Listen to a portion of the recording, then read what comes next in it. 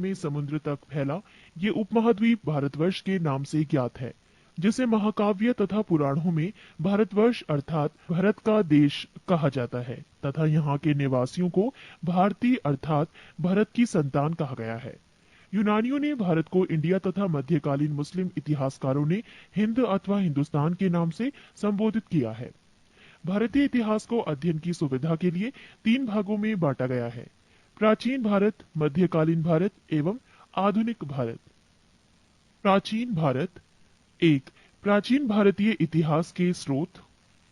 प्राचीन भारतीय इतिहास के विषय में जानकारी मुख्यतः 4 स्रोतों से प्राप्त होती है: 1. धर्म ग्रंथ, 2. ऐतिहासिक ग्रंथ, 3. विदेशियों का विवरण, 4. पुरातत्व संबंधी साक्ष्य।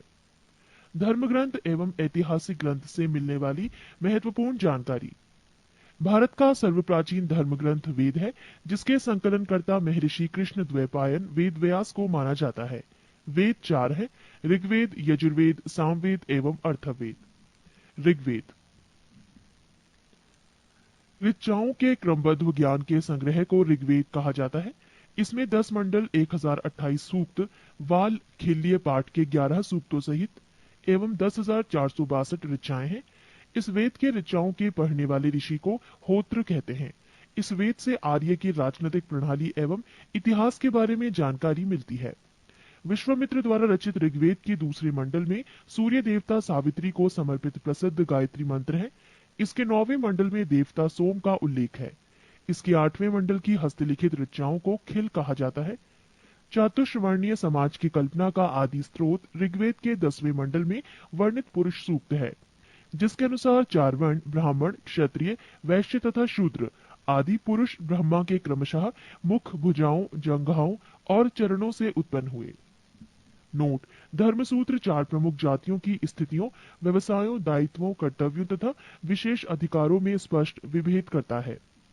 वामन अवतार के 3 पगों के आख्यान का प्राचीनतम स्रोत ऋग्वेद है। ऋग्वेद में इंद्र के लिए 250 तथा अग्नि के लिए 200 ऋचाओं की रचना की गई है। नोट: प्राचीन इतिहास के साधन के रूप में वैदिक साहित्य में ऋग्वेद के बाद शतपथ ब्राह्मण का स्थान है। यजुर्वेद सस्वर पाठ के लिए मंत्रों तथा बलि के समय अनुपालन के लिए नियमों का संकलन यजुर्वेद कहलाता है।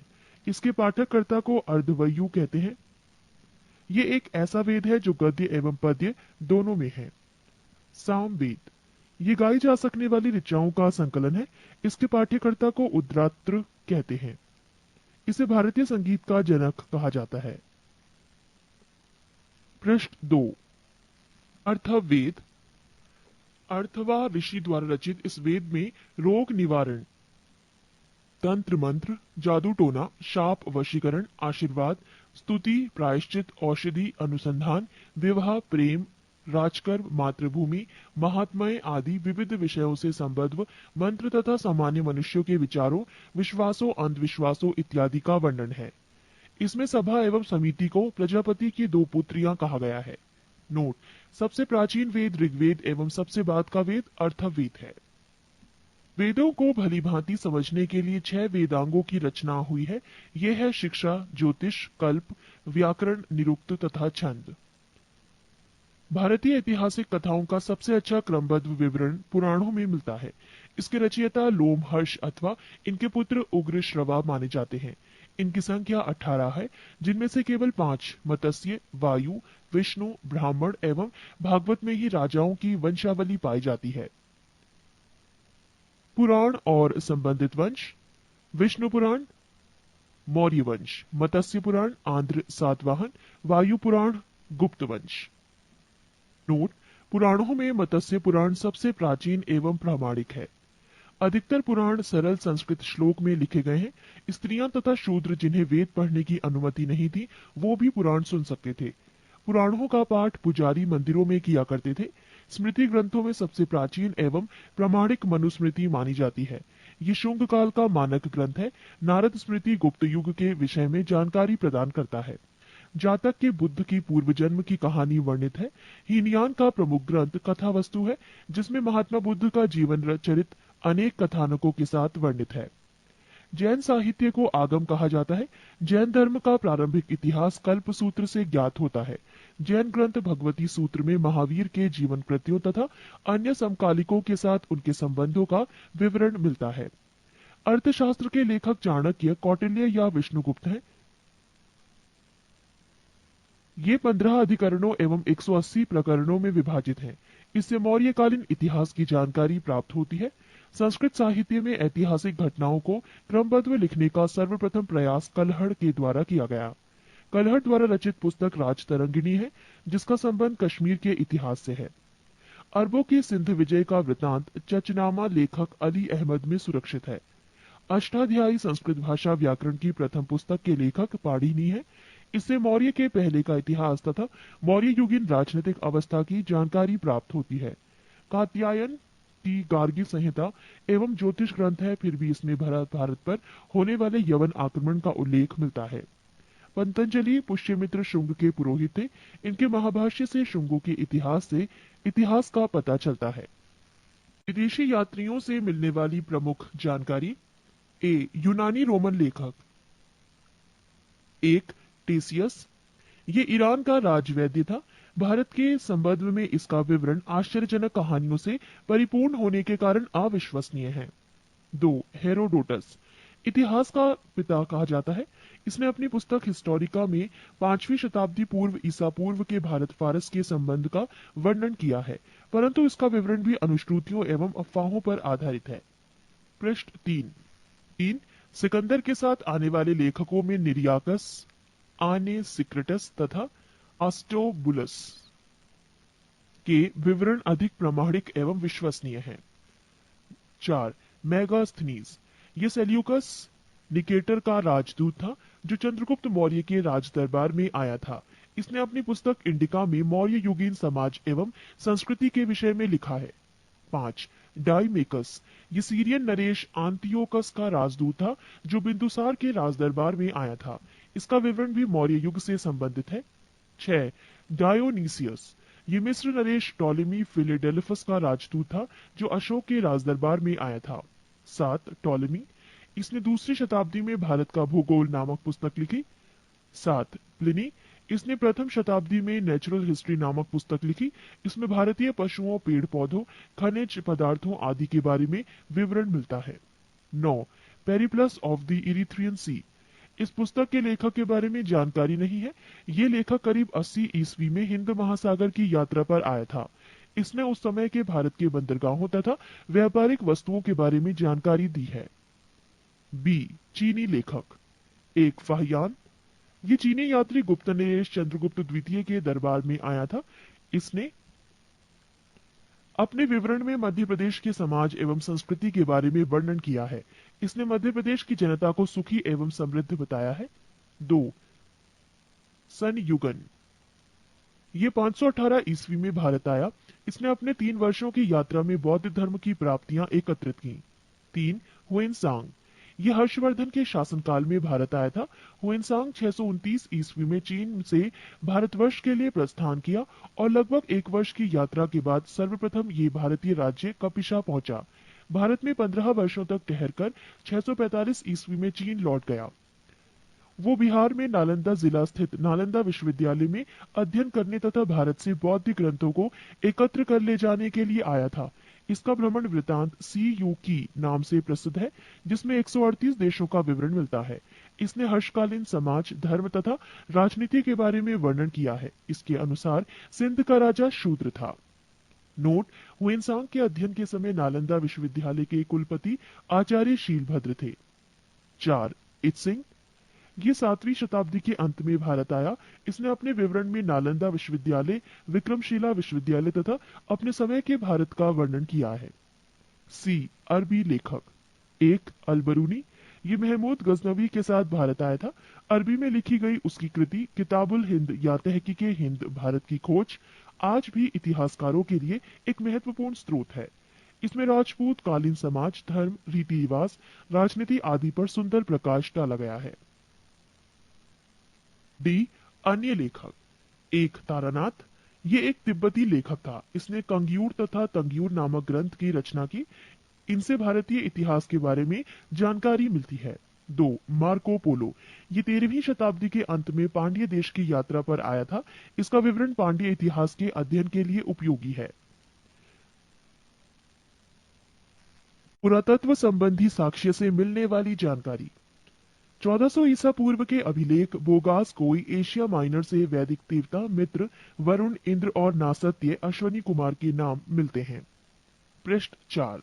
मध्य भारत में भागवत धर्म विकसित होने का प्रमाण यवन राजदूत हेलियोडोरस के वैसनगर विदिशा गरुड़ स्तंभ लेख से प्राप्त होता है।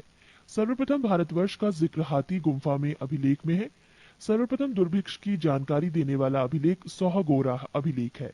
सर्वप्रथम भारत पर होने वाले हूण आक्रमण की जानकारी भीतरी स्तंभ लेख से प्राप्त होती है। सती प्रथा का पहला लिखित साक्ष्य एरन अभिलेख शासक भानुगुप्त से प्राप्त होती है। रेशम बुनकर की श्रेणियों की जानकारी मंदसौर अभिलेख से प्राप्त होती है। नोट: अभिलेखों का अध्ययन इपिग्राफी कहलाता है। महत्वपूर्ण अभिलेख: अभिलेख और शासक, हाथी गुम्फा अभिलेख, तिथि रहित अभिलेख, शासक कलिंगराज खाकेल, जूनागढ़ गिरनार अभिलेख, शासक रुद्रदामन, नासिक अभिलेख, शासक गौतमी बलश्री, प्रयाग स्तंभ लेख, शासक समुद्रगुप्त, एहोल अभिलेख, शासक पुलकेशन द्वितीय, मंदसौर अभिलेख, शासक मालवा नरेश यशोधर्मन, ग्वालियर अभिलेख, शासक प्रतिहार नरेश भोज, भीतरी एवं जूनागढ़ अभिलेख, शासक स्कंदगुप्त, देवपाड़ा अभिलेख, शासक बंगाल शासक विजयसेन। कश्मीरी नवपाषाणिक पुरास्थल बुजुर्गहोम से गढ़तावास गड्ढाघर का साक्ष्य मिला है। इनमें उतरने के लिए सीढ़ियां होती थीं। प्राचीनतम सिक्कों को आहत सिक्के कहा जाता है। इसी को साहित्य में कार्षार्पण कहा गया है। सर्वप्रथम सिक्कों पर लेख लिखने का कार्य यवन शासकों ने किया। समुद्रगुप्त की वीणा बजाती हुई मुद्रा वाले सिक्कों से उसके संगीत प्रेमी होने का प्रमाण मिलता है। अरिकेमेडु पुदुचेरी के निकट से रोमन सिक्के प्राप्त हुए हैं। 2. प्रागैतिहासिक काल। जिस काल में मनुष्य ने घटनाओं का कोई लिखित विवरण उद्धृत नहीं किया, उसे प्रागैतिहासिक काल कहते हैं। मानव विकास के उस काल को इतिहास कहा जाता है जिसका विवरण लिखित रूप में उपलब्ध है। आदि ऐतिहासिक काल उस काल को कहते हैं जिस काल में लेखन कला के प्रचलन के बाद उपलब्ध लेख पढ़े नहीं जा सके हैं। ज्ञानी मानव होमोसेपियस का प्रवेश इस धरती पर आज से लगभग 30 या 40 हजार वर्ष पूर्व हुआ। पूर्व पाषाण युग कि मानव की जीविका का मुख्य आधार था शिकार। आग का आविष्कार पूरा पाषाण काल में एवं पहिए का नवपाषाण काल में हुआ। मनुष्य में स्थायी निवास की प्रवृत्ति नवपाषाण काल में हुई तथा उसने सबसे पहले कुत्ता को पालतू बनाया। मनुष्य ने सर्वप्रथम तांबा धातु का प्रयोग किया था तथा उसके द्वारा बनाए जाने वाला प्रथम औजार कुल्हाड़ी प्राप्ति स्थल अतिरंपकम था। कृषि का आविष्कार नवपाषाण काल में हुआ। प्रागैतिहासिक अन्न उत्पादक स्थल मेहरगढ़ पश्चिमी बलूचिस्तान में अवस्थित है। कृषि के लिए अपनाई गई सबसे प्राचीन फसल गेहूं एवं जौ थी। पल्लावरम नामक स्थान पर प्रथम भारतीय पुरापाषाण कलाकृति की खोज हुई थी। भारत में पूर्व प्रस्तर युग के अधिकांश औजार स्फटिक पत्थर के बने थे। भारत का सबसे प्राचीन नगर मोहनजोदड़ो था, सिंधी भाषा में जिसका अर्थ है मृतकों का टीला। पृष्ठ 5। 3. सिंधु सभ्यता। रेडियो कार्बन C14 जैसी नवीन विश्लेषण पद्धति के द्वारा सिंधु सभ्यता की सर्वमान्य तिथि 2350 ईसा पूर्व से 1750 ईसा पूर्व मानी गई है। सिंधु सभ्यता की खोज राय बहादुर दयाराम साहनी ने की। सिंधु सभ्यता को प्रागैतिहासिक, प्रोटो हिस्टोरिक अथवा कांस्य ब्रॉन्ज युग में रखा आलमगीरपुर, जिला मेरठ उत्तर प्रदेश, उत्तरी पुरास्थल मांदा, जिला अखनूर जम्मू कश्मीर तथा दक्षिणी पुरास्थल दाइमाबाद, जिला अहमदनगर महाराष्ट्र। सिंधु सभ्यता या सैंधव सभ्यता नगरीय सभ्यता थी। सैंधव सभ्यता से प्राप्त परिपक्व अवस्था वाले स्थलों में केवल 6 को ही बड़े नगर की संज्ञा दी गई है। ये है मोहनजोदड़ो, हड़प्पा, गढ़वारीवाला, धौलावीरा, राखीगढ़ी एवं कालीबंगन। स्वतंत्रता प्राप्ति पश्चात हड़प्पा संस्कृति के सर्वाधिक स्थल गुजरात में खोजे गए हैं। लोथल एवं सुतकोतदा सिंधु सभ्यता का बंदरगाह था। जुते हुए खेत और नक्काशीदार ईंटों के प्रयोग का साक्ष्य कालीबंगन से प्राप्त हुआ है। मोहनजोदड़ो से प्राप्त अन्नागार संभवतः सैंधव सभ्यता की सबसे बड़ी इमारत है। मोहनजोदड़ो से प्राप्त बृहत स्नानागार एक प्रमुख स्मारक है, जिसके मध्य स्थित स्नान कुंड 11.88 मीटर लंबा, 7.01 मीटर चौड़ा एवं 2.43 मीटर गहरा है। अग्निकुंड लोथल एवं कालीबंगन से प्राप्त हुए हैं। मोहनजोदड़ो से प्राप्त एक शील पर 3 मुख वाला देवता पशुपति नाथ की मूर्ति मिली है। उनके चारों ओर हाथी, गेंडा, चीता एवं भैंसा विराजमान है। मोहनजोदड़ो से नर्तकी की एक कांस्य मूर्ति मिली है। हड़प्पा की मोहरों पर सबसे अधिक एक श्रृंगी पशु का अंकन मिलता है। मनके बनाने के कारखाने लोथल एवं चन्हूदड़ो से मिले हैं। सिंधु सभ्यता की लिपि भाव चित्रात्मक है। ये लिपि दाई से बाईं ओर लिखी जाती थी। जब अभिलेख एक से अधिक पंक्तियों का होता था तो पहली पंक्ति दाईं से बाईं और दूसरी बाईं से दाईं ओर लिखी जाती थी। सिंधु सभ्यता के लोगों ने नगरों तथा घरों के विन्यास के लिए ग्रीड पद्धति अपनाई। घरों के दरवाजे और खिड़कियां सड़क की ओर ना खुलकर पिछवाड़े की ओर खुलते थे। केवल लोथल नगल के घरों के दरवाजे मुख्य सड़क की ओर खुलते थे। सिंधु सभ्यता में मुख्य फसल थी गेहूं और जौ। सैंधव वासी मिठास के लिए शहद का प्रयोग करते थे। रंगपुर एवं लोथल से चावल के दाने मिले हैं, जिनसे धान की खेती होने का प्रमाण मिलता है। चावल के प्रथम साक्ष्य लोथल से ही प्राप्त हुए हैं। सुरकोतदा, कालीबंगन एवं लोथल से सैंधवकालीन घोड़े के अस्थि पंजर मिले हैं। तौल की इकाई संभवतः 16 के अनुपात में थी। सैंधव सभ्यता के लोग यातायात के लिए 2 पहियों एवं 4 पहियों वाली बैलगाड़ी या भैंसा गाड़ी का उपयोग करते थे। सिंधु काल में विदेशी व्यापार, आयातित वस्तुएं और प्रदेश। तांबा प्रदेश खेतड़ी, बलूचिस्तान, ओमान। चांदी अफगानिस्तान, ईरान। सोना Karnataka, Afghanistan, Iran. Tin Afghanistan, Iran. गोमेद सौराष्ट्र, लाजवर्द मेसोपोटामिया। सीसा ईरान। पृष्ठ 6। मेसोपोटामिया के अभिलेखों में वर्णित मेलुहा शब्द का अभिप्राय सिंधु सभ्यता से ही है। संभवतः हड़प्पा संस्कृति का शासन वाणिक वर्ग के हाथों में था। पिग्गट ने हड़प्पा एवं मोहनजोदड़ो को एक विस्तृत साम्राज्य की जुड़वा राजधानी कहा है। सिंधु सभ्यता के लोग धरती को उर्वरता की देवी मानकर उसकी पूजा किया करते थे। वृक्ष पूजा एवं शिव पूजा के प्रचलन के साक्ष्य भी सिंधु सभ्यता से मिलते हैं। स्वास्तिक चिन्ह संभवतः हड़प्पा सभ्यता की देन है। इस चिन्ह से सूर्योपासना का अनुमान लगाया जाता है। सिंधु घाटी के नगरों में किसी भी मंदिर के अवशेष नहीं मिले हैं। सिंधु सभ्यता के मां मातृदेवी की उपासना सर्वाधिक प्रचलित थी। पशुओं में कुबड़ वाला सांड इस सभ्यता के लोगों के लिए विशेष पूजनीय था। स्त्री मृण मूर्तियां, मिट्टी की मूर्तियां अधिक मिलने से ऐसा अनुमान लगाया जाता है कि सैंधव समाज मात्र सत्तात्मक था। सैंधववासी सूती एवं ऊनी वस्त्रों का प्रयोग करते थे। मनोरंजन के लिए सैंधववासी मछली पकड़ना, शिकार करना, पशु पक्षियों को आपस में लड़ाना, चौपड़ और पासा खेलना आदि साधनों का प्रयोग करते थे। सिंधु सभ्यता के लोग काले रंग से डिजाइन किए हुए लाल मिट्टी के बर्तन बनाते थे। सिंधु सभ्यता के लोग तलवार से परिचित नहीं थे। कालीबंगन के एकमात्र हड़प्पाकालीन स्थल था, जिसका निचला शहर सामान्य लोगों के रहने हेतु भी किले से घिरा हुआ था। पर्दा प्रथा एवं वेश्यावृत्ति सैंधव सभ्यता में प्रचलित थी। शवों को जलाने एवं गाड़ने यानी दोनों प्रथाएं प्रचलित थी। हड़प्पा में शवों को दफनाने जबकि मोहनजोदड़ो में जलाने की प्रथा विद्यमान थी। लोथल एवं कालीबंगा में युग्म समाधियां मिली हैं। सैंधव सभ्यता के विनाश का संभवतः सबसे प्रभावी कारण बाढ़ था। आग में पकी हुई मिट्टी को टेराकोटा कहा जाता है। सैंधव सभ्यता के प्रमुख स्थल, नदी, उत्खननकर्ता एवं वर्तमान स्थिति। 1 प्रमुख स्थल हड़प्पा, नदी रावी, उत्खननकर्ता दयाराम साहनी एवं माधो स्वरूप वत्स, वर्ष 1921।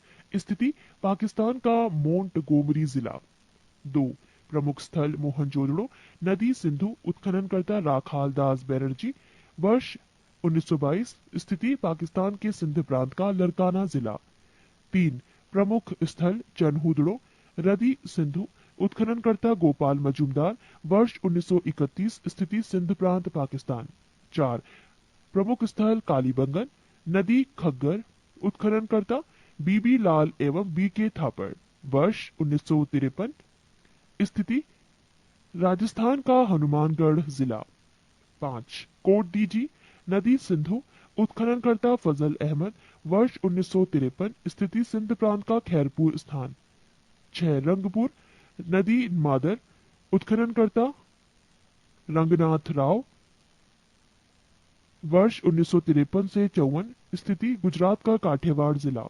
7 प्रमुख स्थल रोपड़ नदी सतलज। उत्खननकर्ता यज्ञदत्त शर्मा। वर्ष 1953 से 56 स्थिति पंजाब का रोपड़ जिला। 8 प्रमुख स्थल लोथल नदी भोगवा। उत्खननकर्ता रंगनाथ राव। वर्ष 1955 से 1962 स्थिति गुजरात का अहमदाबाद जिला। 9 आलमगीरपुर नदी हिंडन। उत्खननकर्ता यज्ञदत्त शर्मा। वर्ष 1958 स्थिति उत्तर प्रदेश का मेरठ जिला। 10 सुंत कांगी डोर नदी दाशक। उत्खननकर्ता ऑरेंज स्टाइल जॉर्ज डेल्स। वर्ष 1927 एवं 1962 स्थिति पाकिस्तान के मकरान में समुद्र तट के किनारे। 11 बनमाली नदी रंगोई। उत्खननकर्ता रविंद्र सिंह बिष्ट। वर्ष 1974 स्थिति हरियाणा का हिसार जिला। 12 प्रमुख स्थल धौलावीरा नदी नील। उत्खननकर्ता रविंद्र सिंह बिष्ट। वर्ष 1990 से 91 स्थिति गुजरात के कच्छ जिला। ये थे सैंधव सभ्यता के प्रमुख स्थल नदी उत्खननकर्ता एवं वर्तमान स्थिति। पृष्ठ 7 4 वैदिक सभ्यता। वैदिक काल का विभाजन दो भागों एक ऋग्वैदिक काल 1500 से 1000 ईसा पूर्व और दो उत्तर वैदिक काल 1000 से 600 ईसा पूर्व में किया गया है। आर्य सर्वप्रथम पंजाब एवं अफगानिस्तान में बसे।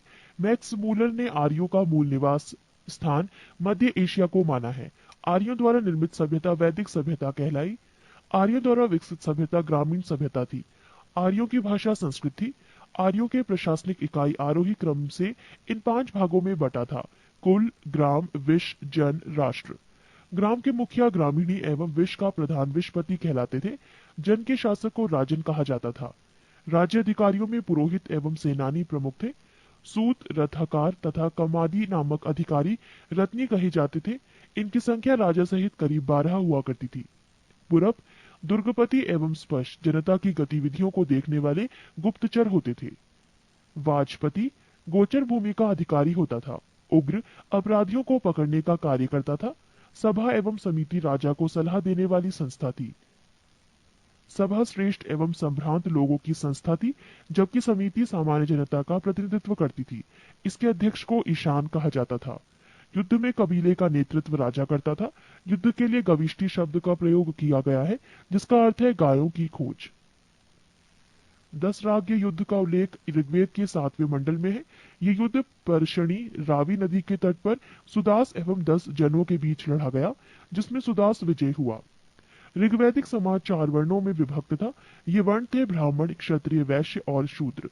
ये विभाजन व्यवसाय पर आधारित था। ऋग्वेद के 10वें मंडल के पुरुष सूक्त में चतुर्वर्णी का उल्लेख किया गया है। इसमें कहा गया है कि ब्राह्मण परम पुरुष के मुख से, क्षत्रिय उनकी भुजाओं से, वैश्य उनकी जांघों से एवं शूद्र उनके पैरों से उत्पन्न हुए हैं। आर्यों का समाज पितृ प्रधान था। समाज की सबसे छोटी इकाई परिवार या कुल थी, जिसका मुखिया पिता होता था, जिसे कुलप कहा जाता था। स्त्रियां इस काल में अपने पति के साथ यज्ञ कार्य में भाग लेती थी। बाल विवाह एवं पर्दा प्रथा का प्रचलन नहीं था। विधवा अपने मृतक पति के छोटे भाई देवर से विवाह कर सकती थी। स्त्रियां शिक्षण ग्रहण करती थी। ऋग्वेद में लोपा मुद्रा, घोषा, सिक्ता, आपला एवं विश्वास जैसी विदुषी स्त्रियों का वर्णन है। उपनिषदों की कुल संख्या है 108, महापुराणों की संख्या है 18 और वेदांग की संख्या है 6। ये थी इनसे जुड़ी कुछ जानकारी। जीवन भर अविवाहित रहने वाली महिलाओं को अमाजू कहा जाता था। आर्यों की प्रमुख में मुख्य पेय पदार्थ सोमरस था। ये वनस्पति से बनाया जाता था। आर्य मुख्यतः 3 प्रकार के वस्त्रों का उपयोग करते थे। 1 वास, 2 हदिवास और 3 ऊष्णीश। अंदर पहनने वाले कपड़े को नीवी कहा जाता था। आर्यों के मनोरंजन के मुख्य साधन थे संगीत, रथ दौड़, घुड़दौड़ एवं ध्रुत कीर्णा। इनसे जुड़ी कुछ और जानकारी। दिशा उत्तर वैदिक शब्द और राजा का नाम। दिशा पूर्व उत्तर वैदिक शब्द प्राची, राजा का नाम सम्राट। दिशा पश्चिम उत्तर वैदिक शब्द प्रतीची, राजा का नाम स्वराष्ट्र। दिशा उत्तर उत्तर वैदिक शब्द उदीची, राजा का नाम विराट। दिशा मध्य दक्षिण उत्तर वैदिक शब्द कुछ नहीं, राजा का नाम राजा भोज। ये थी कुछ अन्य जानकारी। पृष्ठ 8। आर्यों का मुख्य व्यवसाय पशुपालन एवं कृषि था। गाय को अधनिया न मारे जाने योग्य पशु को श्रेणी में रखा गया था। गाय की हत्या करने वाले या उसे घायल करने वाले के लिए वेदों में मृत्युदंड अथवा देश से निकाले की व्यवस्था की गई है। प्रमुख दर्शन एवं उसके प्रवर्तक। दर्शन और प्रवर्तक। चारवाक प्रवर्तक चारवाक, योग प्रवर्तक पतंजलि, सांख्य प्रवर्तक कपिल, न्याय प्रवर्तक गौतम, पूर्व मीमांसा प्रवर्तक जैमिनी, उत्तर मीमांसा प्रवर्तक बादरायण, वैशेविक प्रवर्तक कणाद या उलूक। आर्य का प्रिय पशु घोड़ा एवं सर्वाधिक प्रिय देवता इंद्र थे। आर्यों द्वारा खोजी गई धातु लोहा थी, जिसे श्याम अयस कहा जाता था। तांबे को लोहित अयस कहा जाता था। व्यापार हेतु दूर दूर तक जाने वाला व्यक्ति को पढ़ी कहते थे। लेन देन में वस्तु विनिमय की प्रणाली प्रचलित थी। ऋण देकर ब्याज लेने वाला व्यक्ति को वैकनॉट सूदखोर कहा जाता था। मनुष्य एवं देवता के बीच मध्यस्थ की भूमिका निभाने वाले देवता के रूप में अग्नि की पूजा की जाती थी। ऋग्वेद में उल्लिखित सभी नदियों में सरस्वती सबसे महत्वपूर्ण तथा पवित्र मानी जाती थी। ऋग्वेद में गंगा और यमुना का उल्लेख सिर्फ एक बार हुआ है। उत्तर वैदिक काल में इंद्र के स्थान पर प्रजापति सर्वाधिक प्रिय देवता हो गए थे। उत्तर वैदिक काल में राजा के राज्याभिषेक के समय राजसूय यज्ञ का अनुष्ठान किया जाता था। उत्तर वैदिक काल में वर्ण व्यवस्था की बजाय जन्म के आधार पर निर्धारित होने लगे थे। उत्तर वैदिक काल में हल को सिरा और हल रेखा की सीता कहा जाता था। उत्तर वैदिक काल में निष्क और शतमान मुद्रा की इकाइयां थी, लेकिन इस काल में किसी खास भार, आकृति और मूल्य के सिक्कों के चलन का कोई प्रमाण नहीं मिलता। सांख्य दर्शन भारत के सभी दर्शनों में सबसे प्राचीन है। इसके अनुसार मूल तत्व 25 है, जिनमें प्रकृति पहला तत्व है। सत्यमेव जयते मुंडकोपनिषद से लिया गया है। इसी उपनिषद में यज्ञ की तुलना टूटी नाव से की गई है। गायत्री मंत्र सवित्र नामक देवता को संबोधित है, जिसका संबंध ऋग्वेद से है। उत्तर वैदिक काल में कौशाम्बी नगर में प्रथम बार पक्की ईंटों का प्रयोग किया गया है। महाकाव्य दो हैं, महाभारत एवं रामायण।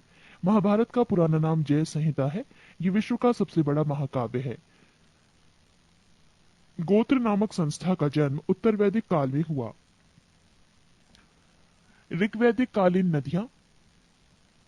प्राचीन नाम कृंभ, आधुनिक नाम कुर्रम। कुंभा, आधुनिक नाम काबुल। वितस्ता, आधुनिक नाम झेलम। आस्किनी, आधुनिक नाम चिनाब। परपशनी, आधुनिक नाम रावी। शतुद्री, आधुनिक नाम सतलज। विपाशा, आधुनिक नाम व्यास। सदानीरा, आधुनिक नाम गंडक। दृष्टद्रुति, आधुनिक नाम घग्गर। गोमती, आधुनिक नाम गोमल। सुवस्तु, आधुनिक नाम स्वात।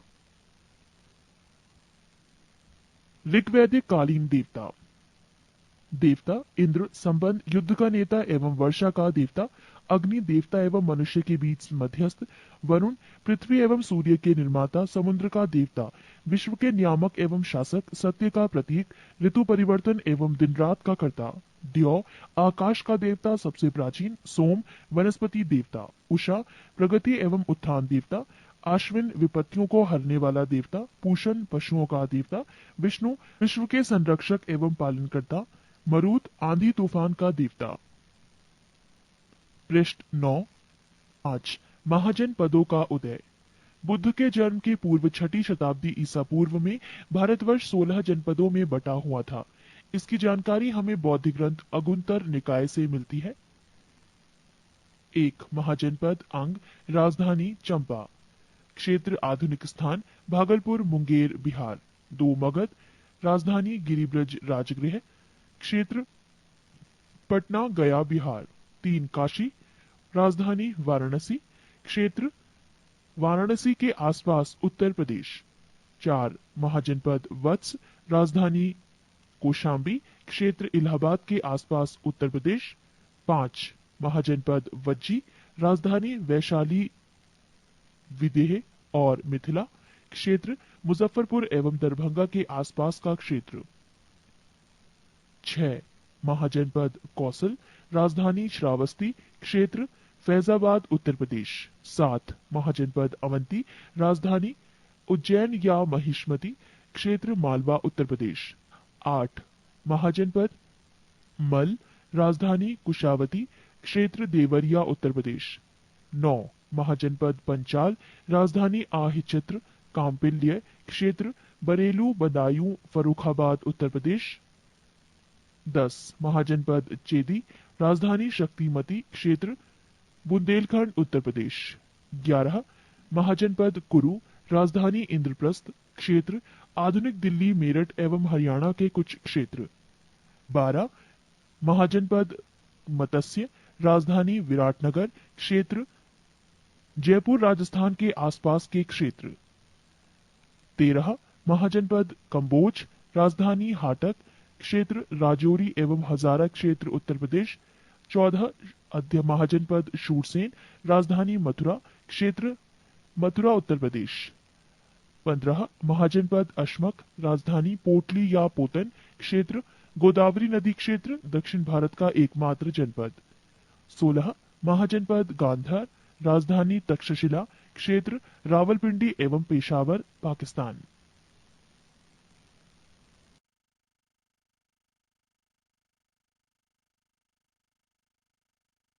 6 जैन धर्म।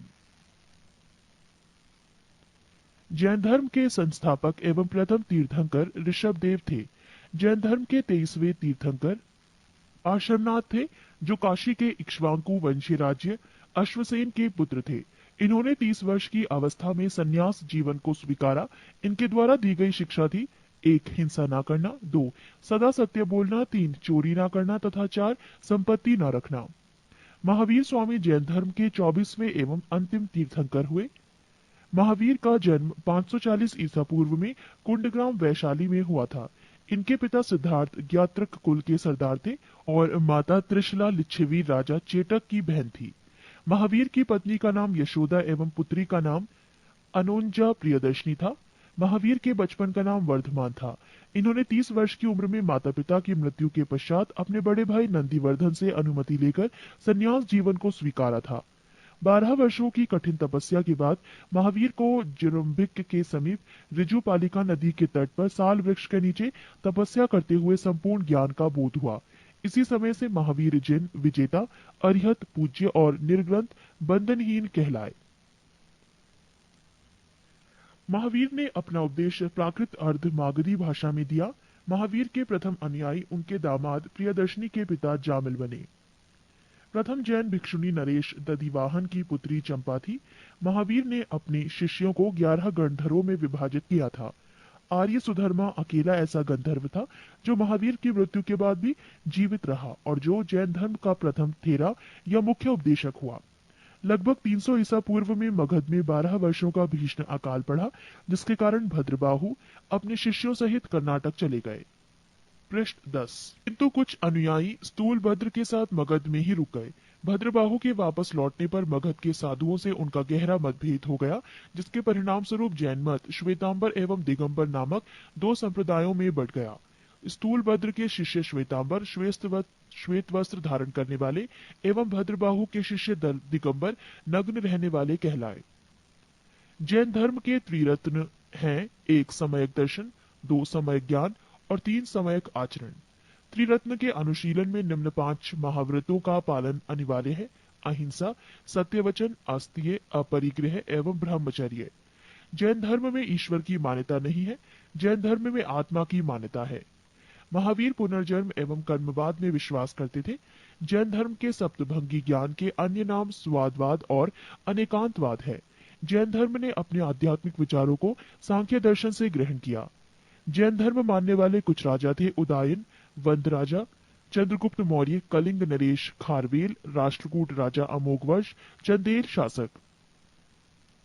मैसूर के गंगवंश के मंत्री चामुंड के प्रोत्साहन से कर्नाटक के श्रवणबेलगोला में 10वीं शताब्दी के मध्य भाग में विशाल बाहुबली की मूर्ति गोमतेश्वर की मूर्ति का निर्माण किया गया।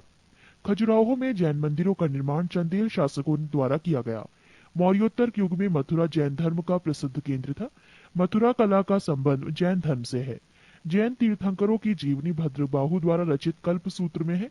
72 वर्ष की आयु में महावीर की मृत्यु निर्वाण 468 ईसा पूर्व में बिहार राज्य के पावापुरी राजगीर में हो गई।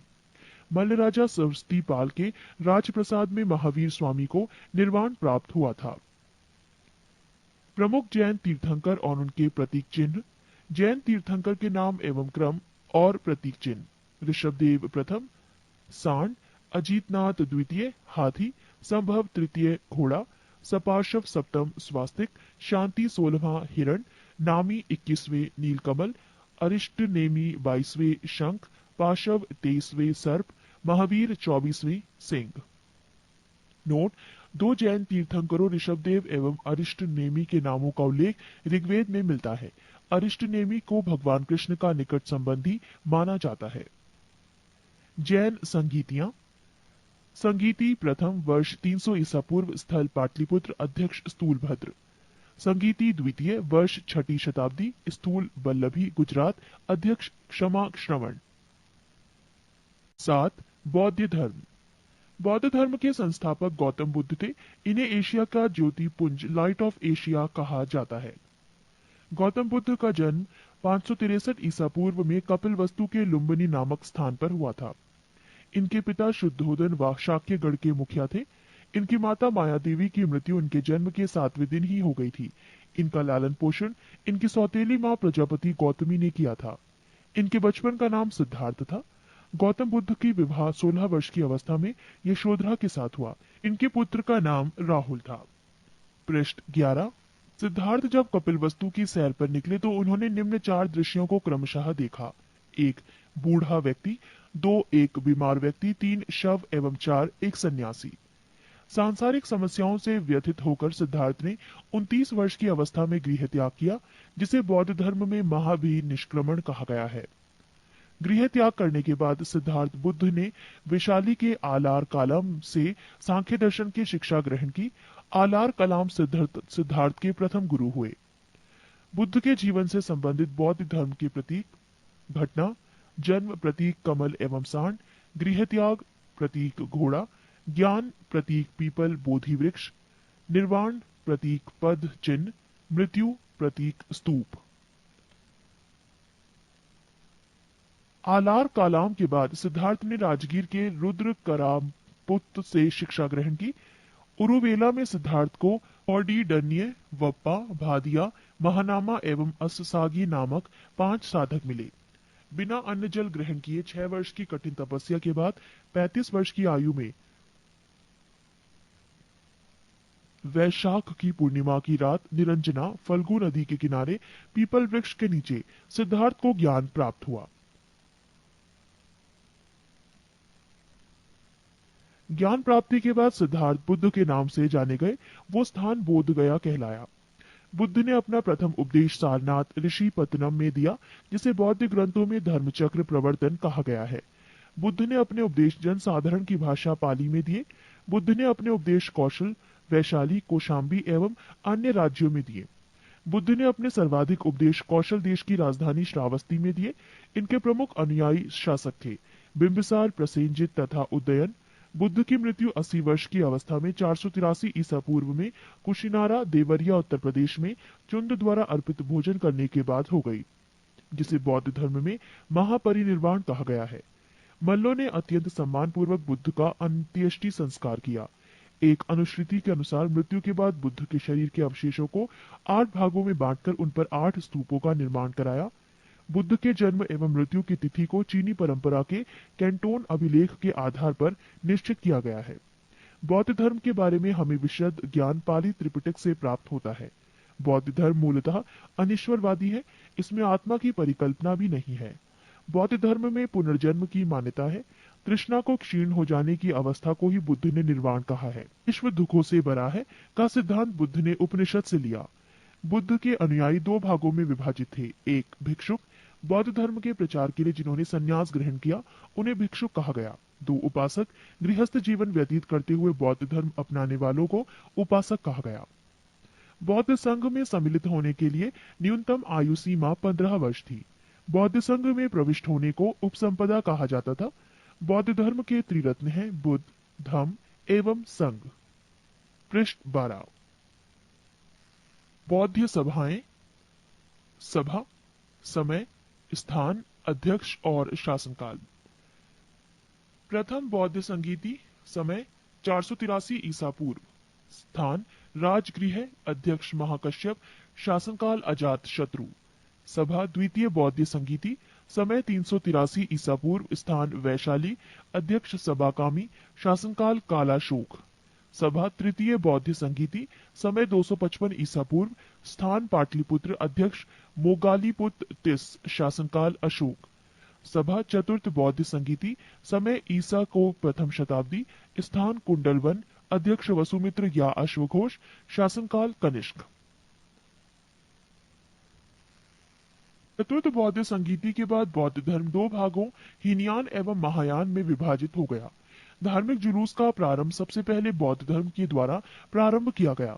बौद्धियों का सबसे पवित्र त्योहार वैशाख पूर्णिमा है, जिसे बुद्ध पूर्णिमा के नाम से जाना जाता है। इसका महत्व इसलिए है कि बुद्ध पूर्णिमा के ही दिन बुद्ध का जन्म, ज्ञान की प्राप्ति एवं महापरिनिर्वाण की प्राप्ति हुई। बुद्ध ने सांसारिक दुखों के संबंध में 4 आर्य सत्यों का उपदेश दिया। ये है 1 दुख, 2 दुख समुदाय, 3 दुख निरोध, 4 दुख निरोधगामिनी प्रतिपत्तियां। इन सांसारिक दुखों से मुक्ति हेतु बुद्ध ने अष्टांगिक मार्ग की बात कही। ये साधन है 1 समयक दृष्टि, 2 समयक संकल्प, 3 समयक वाणी, 4 समयक कर्मांत, 5 समयक आजीवक, 6 समयक व्यायाम, 7 समयक स्मृति एवं 8 समयक समाधि।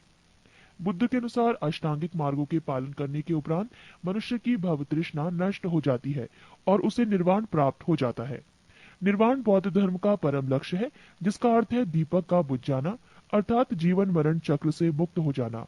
बुद्ध ने निर्वाण प्राप्ति को सरल बनाने के लिए निम्न 10 शीलों पर बल दिया। 1 अहिंसा, 2 सत्य, 3 अस्तेय, चोरी न करना, 4 अपरिग्रह, किसी प्रकार की संपत्ति न रखना, 5 मद्य सेवन न करना, 6 असमय भोजन न करना, 7 सुखप्रद बिस्तर पर नहीं सोना, 8 धन संचय न करना, 9 स्त्रियों से दूर रहना और 10 नृत्य गान आदि से दूर रहना।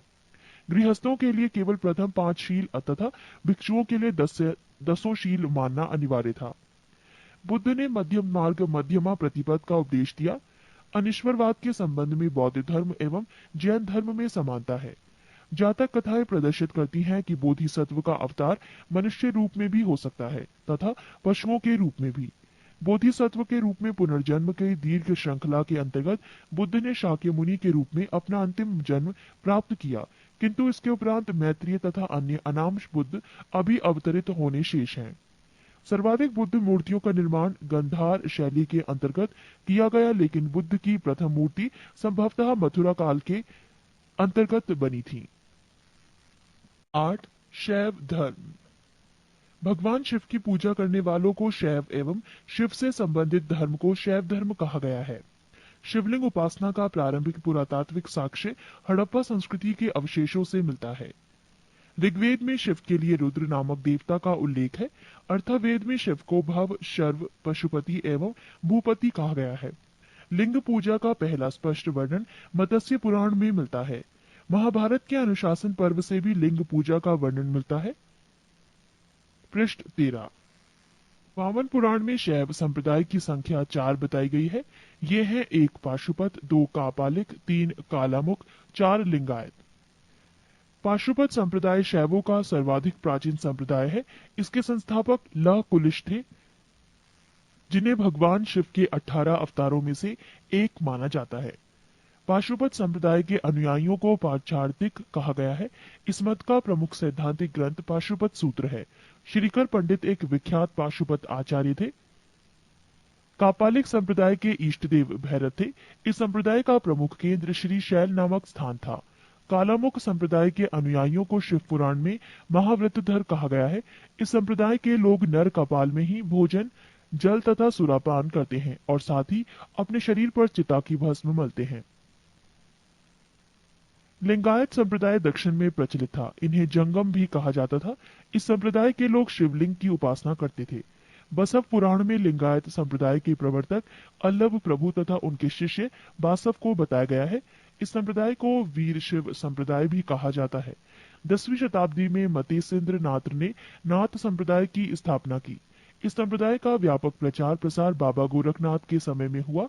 दक्षिण भारत में शैव धर्म चालुक्य, राष्ट्रकूट, पल्लव एवं चोलों के समय लोकप्रिय रहा। पल्लव काल में शैव धर्म का प्रचार प्रसार नायनारों द्वारा किया गया।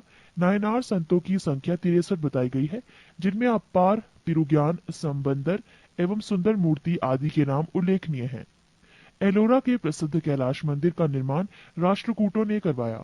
चोल शासक राजराज प्रथम ने तंजौर में प्रसिद्ध राजराजेश्वर शैव मंदिर का निर्माण करवाया, जिसे बृहदेश्वर मंदिर के नाम से भी जाना जाता है। कुषाण शासकों की मुद्राओं पर शिव एवं नंदी का एक साथ अंकन प्राप्त होता है। संप्रदाय और संस्थापक।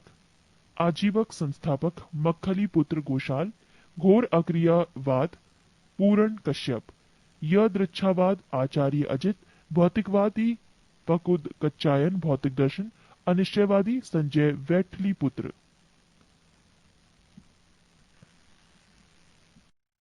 9. वैष्णव धर्म। वैष्णव धर्म के विषय में प्रारंभिक जानकारी उपनिषदों से मिलती है। इसका विकास भागवत धर्म से हुआ। वैष्णव धर्म के प्रवर्तक कृष्ण थे, जो कृष्ण कबीले के थे और जिनका निवास स्थान मथुरा था। कृष्ण का उल्लेख सर्वप्रथम छांदोग्य उपनिषद में देवकी पुत्र और अंगिरस के शिष्य के रूप में हुआ है। विष्णु के 10 अवतारों का उल्लेख मत्स्य पुराण में मिलता है। 10 अवतार इस प्रकार हैं: मत्स्य, कूर्म, वराह, नरसिंह, वामन, परशुराम, राम, बलराम, बुद्ध एवं कल्की। वैष्णव धर्म में ईश्वर को प्राप्त करने के लिए सर्वाधिक महत्व भक्ति को दिया गया है। प्रमुख संप्रदाय, मत एवं आचार्य। प्रमुख संप्रदाय वैष्णव संप्रदाय, मत विशिष्टाद्वैत, आचार्य रामानुज। प्रमुख संप्रदाय ब्रह्म संप्रदाय, मत द्वैत, आचार्य आनंद तीर्थ। प्रमुख संप्रदाय रुद्र संप्रदाय, मत शुद्धोदाद्वैत, आचार्य वल्लभाचार्य। प्रमुख संप्रदाय सनक संप्रदाय, मत द्वैताद्वैत, आचार्य निम्बार्क। प्रमुख संप्रदाय संस्थापक एवं पुस्तक। प्रमुख संप्रदाय बरकरी, संस्थापक नामदेव, पुस्तक नील। श्री वैष्णव संस्थापक रामानुज, पुस्तक ब्रह्मसूत्र। परमार्थ संस्थापक रामदास, पुस्तक दासबोध। रामभक्त संस्थापक रामानंद, पुस्तक आध्यात्म रामायण। पृष्ठ 14। 10. इस्लाम धर्म। इस्लाम धर्म के संस्थापक हजरत मोहम्मद साहब थे।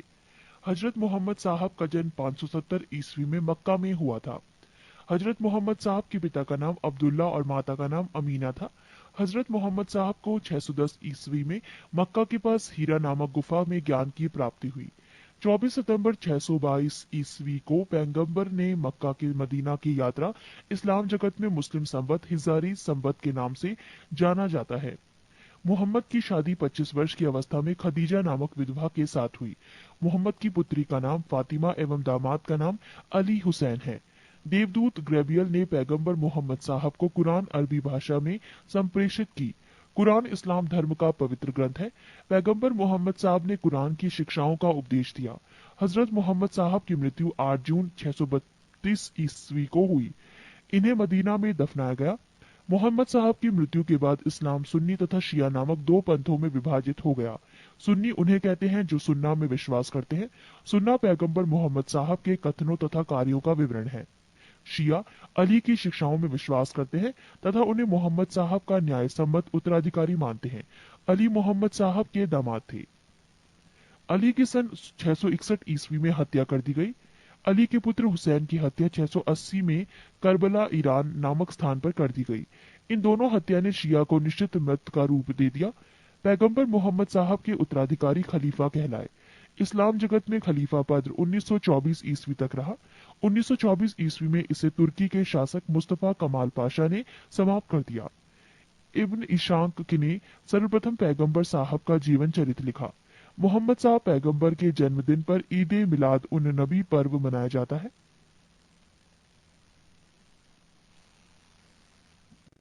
11. ईसाई धर्म।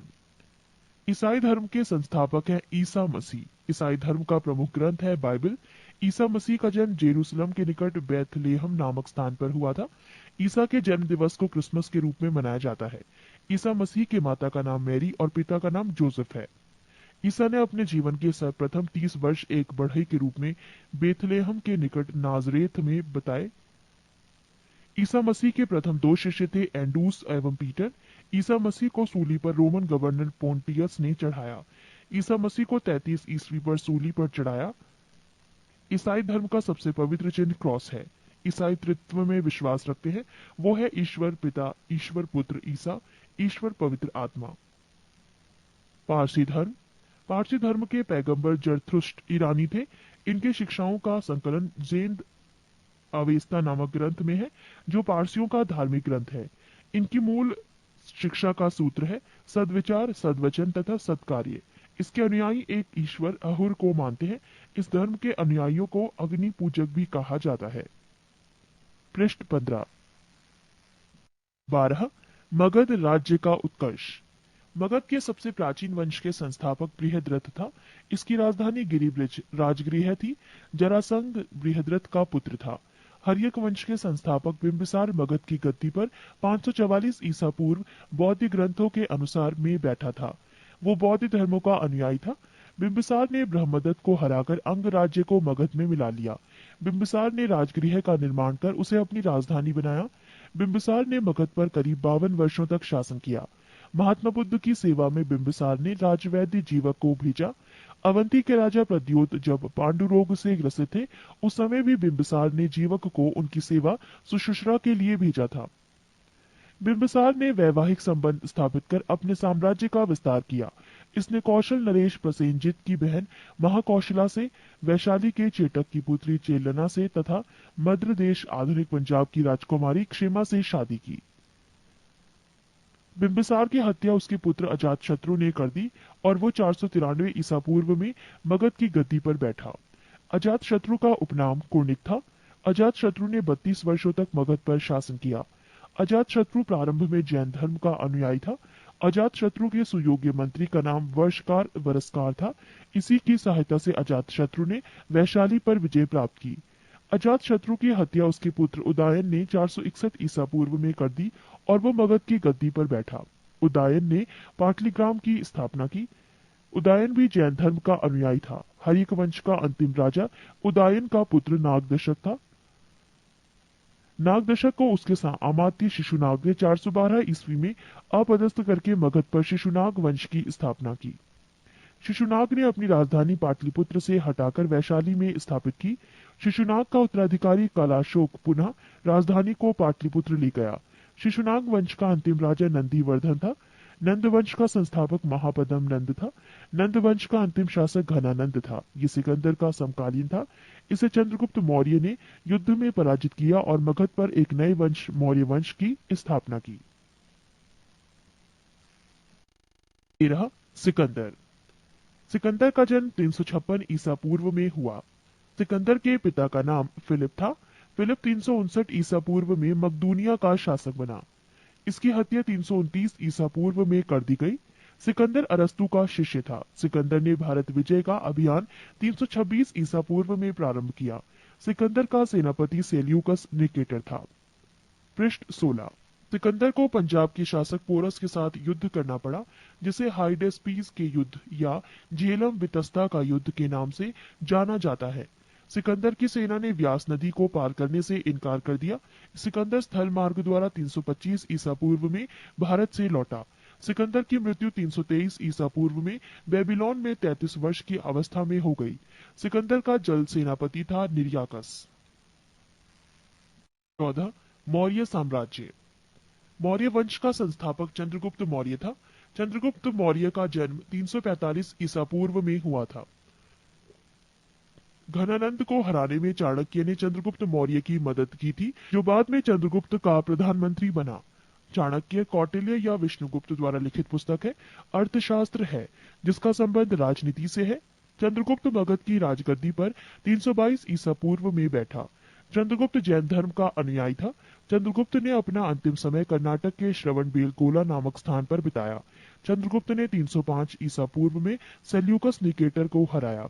सेल्यूकस निकेटर ने अपनी पुत्री कार्नेलिया की शादी चंद्रगुप्त मौर्य के साथ कर दी और युद्ध की संधि शर्तों के अनुसार 4 प्रांत काबुल, कंधार, हेरात एवं मकरान चंद्रगुप्त को दिए। चंद्रगुप्त मौर्य ने जैनी गुरु भद्रबाहु से जैन धर्म की दीक्षा ली थी। मैगास्थनीज सेल्यूकस निकेटर का राजदूत था, जो चंद्रगुप्त के दरबार में रहता था। मैगास्थनीज द्वारा लिखी गई पुस्तक इंडिका है। चंद्रगुप्त मौर्य और सेल्यूकस के बीच हुए युद्ध का वर्णन एपियानस ने किया है। प्लूटार्क के अनुसार चंद्रगुप्त ने सेल्यूकस को 500 हाथी उपहार में दिए थे। चंद्रगुप्त मौर्य की मृत्यु 298 ईसा पूर्व में श्रवण बेलगोला में उपवास द्वारा हुई। बिंदुसार। चंद्रगुप्त मौर्य का उत्तराधिकारी बिंदुसार हुआ, जो 298 ईसा पूर्व में मगध की राजगद्दी पर बैठा। अमित्रघात के नाम से बिंदुसार जाना जाता है। अमित्रघात का अर्थ है शत्रु विनाशक। बिंदुसार आजीवक संप्रदाय का अनुयायी था। वायु पुराण में बिंदुसार को भद्रसार या वारिसार कहा गया है। स्ट्रेबो के अनुसार सीरियन नरेश एंटियोकस ने बिंदुसार के दरबार में डाइमेकस नामक राजदूत भेजा। इसे ही मैगास्थनीस का उत्तराधिकारी माना जाता है। जैन ग्रंथों में बिंदुसार को सिंहासन कहा गया है। बिंदुसार के शासनकाल में तक्षशिला में हुए 2 विद्रोहों का वर्णन है। इस विद्रोह को दबाने के लिए बिंदुसार ने पहले सुसीम को और बाद में अशोक को भेजा। एथीनियस के अनुसार बिंदुसार ने सीरिया के शासक एंटियोकोस ने बिंदुसार के दरबार में डाइमेकस नामक राजदूत भेजा। इसे ही मैगास्थनीस का उत्तराधिकारी माना जाता है। जैन ग्रंथों के बिंदुसार को सिंगसेन कहा गया है। बिंदुसार के शासनकाल में तक्षशिला में हुए 2 विद्रोहों का वर्णन है। इस विद्रोह को दबाने के लिए बिंदुसार ने पहले सुसीम को और बाद में अशोक को भेजा। एथीनियस के अनुसार बिंदुसार ने सीरिया के शासक एंटियोकस एक से मदिरा, सूखे अंजीर एवं दार्शनिक भेजने की प्रार्थना की थी। बौद्ध विद्वान तारानाथ ने बिंदुसार को 16 राज्यों का विजेता बताया है। अशोक। बिंदुसार का उत्तराधिकारी अशोक महान हुआ, जो 269 ईसा पूर्व में मगध की राजगद्दी पर बैठा। राजगद्दी पर बैठने के समय अशोक अवंती का राज्यपाल था। मास्की एवं गुर्जरा अभिलेख में अशोक का नाम अशोक मिलता है। पृष्ठ 17। पुराणों में अशोक को अशोकवर्धन कहा गया है। अशोक ने अपने अभिषेक के 8वें वर्ष लगभग 261 ईसा पूर्व में कलिंग पर आक्रमण किया और कलिंग की राजधानी तोसली पर अधिकार कर लिया। प्लिनी का कथन है कि मिस्र का राजा फिलाडेल्फस टॉलेमी द्वितीय ने पाटलिपुत्र में डियानीसियस नाम का एक राजदूत भेजा था अशोक के दरबार में। उपगुप्त नामक बौद्ध भिक्षु ने अशोक को बौद्ध धर्म की दीक्षा दी। अशोक ने आजीविकों को रहने हेतु बराबर की पहाड़ियों में 4 गुफाओं का निर्माण करवाया, जिनका नाम कर्ज, चौपार, सुदामा तथा विश्व झोपड़ी था। नोट: अशोक के पौत्र दशरथ ने आजीविकों को नागार्जुन गुफा प्रदान की थी। अशोक की माता का नाम सुबंद्रांगी था। अशोक ने बौद्ध धर्म के प्रचार के लिए अपने पुत्र महेंद्र एवं पुत्री संघमित्रा को श्रीलंका भेजा। भारत में शिलालेख का प्रचलन सर्वप्रथम अशोक ने किया। अशोक के शिलालेखों में ब्राह्मी, खरोष्टी, ग्रीक एवं अरमाइक लिपि का प्रयोग हुआ है। ग्रीक एवं अरमाइक लिपि का अभिलेख अफगानिस्तान से, खरोष्टी लिपि का अभिलेख उत्तर पश्चिम पाकिस्तान से और शेष भारत से ब्राह्मी लिपि के अभिलेख मिले हैं। अशोक के अभिलेखों को 3 भागों में बांटा जा सकता है: 1 शिलालेख, 2 स्तंभलेख तथा 3 गुहालेख। अशोक के शिलालेख की खोज 1750 ईस्वी में पादरेटी फैनथेलर ने की थी। इनकी संख्या 14 है। अशोक के अभिलेख पढ़ने में सबसे पहली सफलता 1837 ईस्वी में जेम्स प्रिसेप को हुई। अशोक के प्रमुख शिलालेख एवं उनमें वर्णित विषय। पहला शिलालेख, इसमें पशु बलि की निंदा की गई है। दूसरा शिलालेख, इसमें अशोक ने मनुष्य एवं पशु दोनों की चिकित्सा व्यवस्था का उल्लेख किया है। तीसरा शिलालेख, इसमें राजकीय अधिकारियों को यह आदेश दिया गया है कि वो हर 5वें वर्ष के उपरांत दौरे पर जाएं। इस शिलालेख में कुछ धार्मिक नियमों का भी उल्लेख किया गया है। चौथा शिलालेख, इस अभिलेख में भेरी घोष की जगह धम्म घोष की जगह घोषणा की गई है। 5वां शिलालेख, इस शिलालेख में धर्म महामात्रों की नियुक्ति के विषय में जानकारी मिलती है। छठा शिलालेख, इसमें आत्म नियंत्रण की शिक्षा दी गई है। 7वां एवं 8वां शिलालेख, इनमें अशोक की तीर्थ यात्राओं का उल्लेख किया गया है। 9वां शिलालेख, इसमें सच्ची भेंट तथा सच्चे शिष्टाचार का उल्लेख किया गया है। 10वां शिलालेख, इसमें अशोक ने आदेश दिया है कि राजा तथा उच्च अधिकारी हमेशा प्रजा के हित में सोचें। 11वां शिलालेख, इसमें धम्म की व्याख्या की गई है। 12वां शिलालेख, इसमें स्त्री महामात्रों की नियुक्ति एवं सभी प्रकार के विचारों के सम्मान की बात कही गई है। 13वां शिलालेख, इसमें कलिंग युद्ध का वर्णन एवं अशोक के हृदय परिवर्तन की बात कही गई है। इसी में पड़ोसी राजाओं का वर्णन है। 14वां शिलालेख, अशोक ने जनता को धार्मिक जीवन बिताने के लिए प्रेरित किया। पृष्ठ 18। अशोक के स्तंभ लेखों की संख्या 7 है, जो केवल ब्राह्मी लिपि में लिखी गई है। ये 6 अलग अलग स्थानों से प्राप्त हुआ है। एक, प्रयाग स्तंभ लेख, ये पहले कौशाम्बी में स्थित था। इस स्तंभ लेख को अकबर में इलाहाबाद के किले में स्थापित करवाया। 2, दिल्ली टोपरा, ये स्तंभ लेख फिरोज शाह तुगलक के द्वारा टोपरा में दिल्ली लाया गया। 3, दिल्ली मेरठ, पहले मेरठ में स्थित ये स्तंभ लेख फिरोज शाह द्वारा दिल्ली लाया गया है। 4, रामपुरवा, ये स्तंभ लेख चंपारण बिहार में स्थापित है। इसकी खोज 1872 ईस्वी में कार्लाइल ने की। 5, लौरिया अरेराज, चंपारण बिहार में। 6, लौरिया नंदनगढ़, चंपारण बिहार में। इस स्तंभ पर मोर का चित्र बना है। कौशाम्बी अभिलेख को रानी का अभिलेख कहा जाता है। अशोक का सबसे छोटा स्तंभ लेख रुम्मीदेई है। इसी में लुम्बिनी में धम्म यात्रा के दौरान अशोक द्वारा भू राजस्व की दर घटा देने की घोषणा की गई है। अशोक का 7वां अभिलेख सबसे लंबा है। प्रथम पृथक शिलालेख में ये घोषणा है कि सभी मनुष्य मेरे बच्चे हैं। अशोक का शार ए कुना कंदहार अभिलेख ग्रीक एवं आर्मेक भाषाओं में प्राप्त हुआ है। साम्राज्य में मुख्यमंत्री एवं पुरोहित की नियुक्ति के पूर्व इनके चरित्र को काफी जांचा परखा जाता था। इसे उपदह परीक्षण कहा जाता था। सम्राट की सहायता के लिए एक मंत्री परिषद होती थी, जिसमें सदस्यों की संख्या 12, 16 या 20 हुआ करती थी। अर्थशास्त्र में शीर्षस्थ अधिकारी के रूप में तीर्थ का उल्लेख मिलता है, जिसे महामात्र भी कहा जाता था। इसकी संख्या 18 थी। अर्थशास्त्र में चर जासूस को कहा जाता था। मौर्य प्रांत और राजधानी: उत्तरापथ तक्षशिला, अवंती राष्ट्र उज्जैनी, कलिंग तोसली, दक्षिणापथ सुवर्णागिरी, प्राशी पूर्वी प्रांत पाटलिपुत्र। अशोक के समय मौर्य साम्राज्य में प्रांतों की संख्या 5 थी। प्रांतों को चक्र कहा जाता था। प्रांतों के प्रशासक कुमार या आर्यपुत्र या राष्ट्रिक कहलाते थे। प्रांतों का विभाजन विषय में किया गया था, जो विषयपति के अधीन होते थे।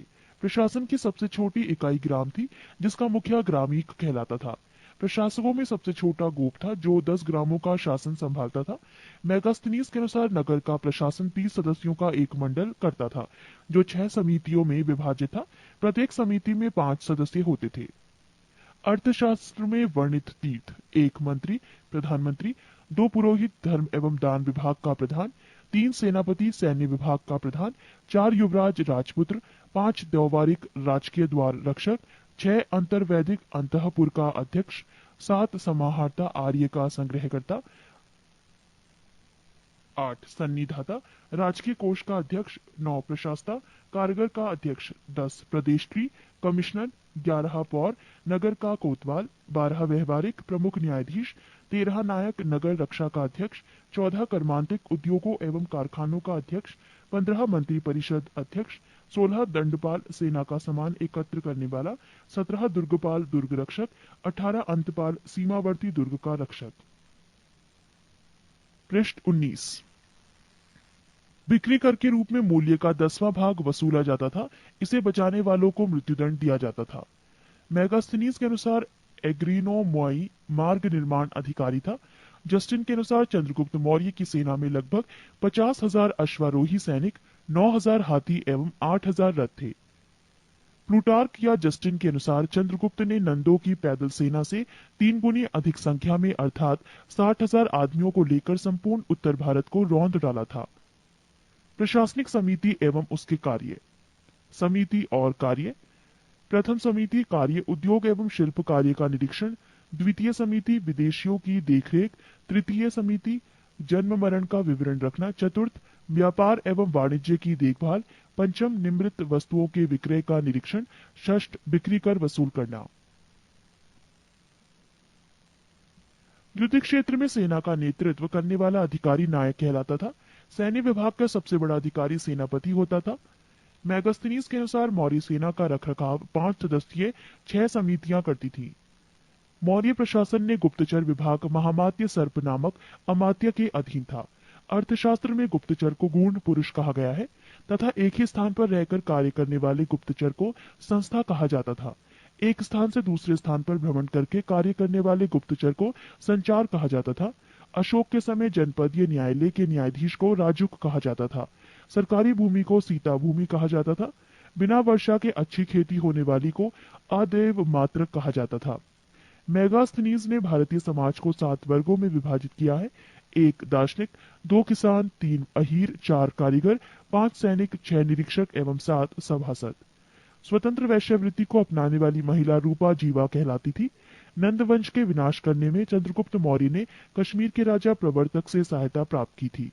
मौर्य शासन 137 वर्षों तक रहा। मौर्य वंश का अंतिम शासक बृहद्रथ था। इसकी हत्या इसके सेनापति पुष्यमित्र शुंग ने 185 ईसा पूर्व में कर दी और मगध पर शुंग वंश की नींव डाली। 15 ब्राह्मण साम्राज्य। पुष्यमित्र शुंग, जिसने मगध पर शुंग वंश की नींव डाली, ब्राह्मण जाति का था। शुंग शासकों ने अपनी राजधानी विदिशा में स्थापित की। इंडो यूनानी शासक मिनांडर को पुष्यमित्र शुंग ने पराजित किया। पुष्यमित्र शुंग ने 2 बार अश्वमेध यज्ञ किया। इनके लिए पतंजलि ने अश्वमेध यज्ञ कराए। बरहुत स्तूप का निर्माण पुष्यमित्र शुंग ने करवाया। शुंग वंश का अंतिम शासक देवभूति था। इसकी हत्या 73 ईसा पूर्व में वासुदेव ने कर दी और मगध की गद्दी पर कण्व वंश की स्थापना की। कण्व वंश का अंतिम राजा सुशर्मा हुआ। शिमुक ने 60 ईसा पूर्व में सुशर्मा की हत्या कर दी और सातवाहन वंश की स्थापना की। सातवाहन आंध्र वंश शासकों ने अपनी राजधानी प्रतिष्ठान में स्थापना की। प्रतिष्ठान आंध्र प्रदेश के औरंगाबाद जिले में है। पृष्ठ 20। सातवाहन वंश के प्रमुख शासक थे सिमुक, शातकर्णी, गौतमीपुत्र शातकर्णी, वशिष्ठिपुत्र पल्लूमावी तथा यज्ञश्री शातकर्णी। शातकर्णी ने 2 अश्वमेध तथा 1 राजसूय यज्ञ किया। सातवाहन शासकों के समय के प्रसिद्ध साहित्यकार हाल एवं गुणाढ़्य थे। हाल ने गाथा सप्तशतक तथा गुणाढ़्य ने बृहत कथा नामक पुस्तकों की रचना की। सातवाहन शासकों ने चांदी, तांबे, सीसा, पोटीन और कांसे की मुद्राओं का प्रचलन किया। ब्राह्मणों को भूमि अनुदान देने की प्रथा का आरंभ सातवाहन शासकों ने ही सर्वप्रथम किया। सातवाहनों की भाषा प्राकृत एवं लिपि ब्राह्मी थी। सातवाहनों का समाज मात्र सत्तात्मक था। सातवाहनों की महत्वपूर्ण स्थापत्य कृतियां हैं कार्ले का चैत्य, अजंता एवं एलोरा की गुफाओं का निर्माण एवं अमरावती कला का विकास। शातकर्णी एवं अन्य सभी सातवाहन शासक दक्षिणा पथ के स्वामी कहे जाते थे।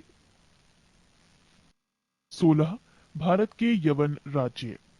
भारत पर आक्रमण करने वाले विदेशी आक्रमणकारियों का क्रम है: हिंद यूनानी, शक, पहलव और कुषाण।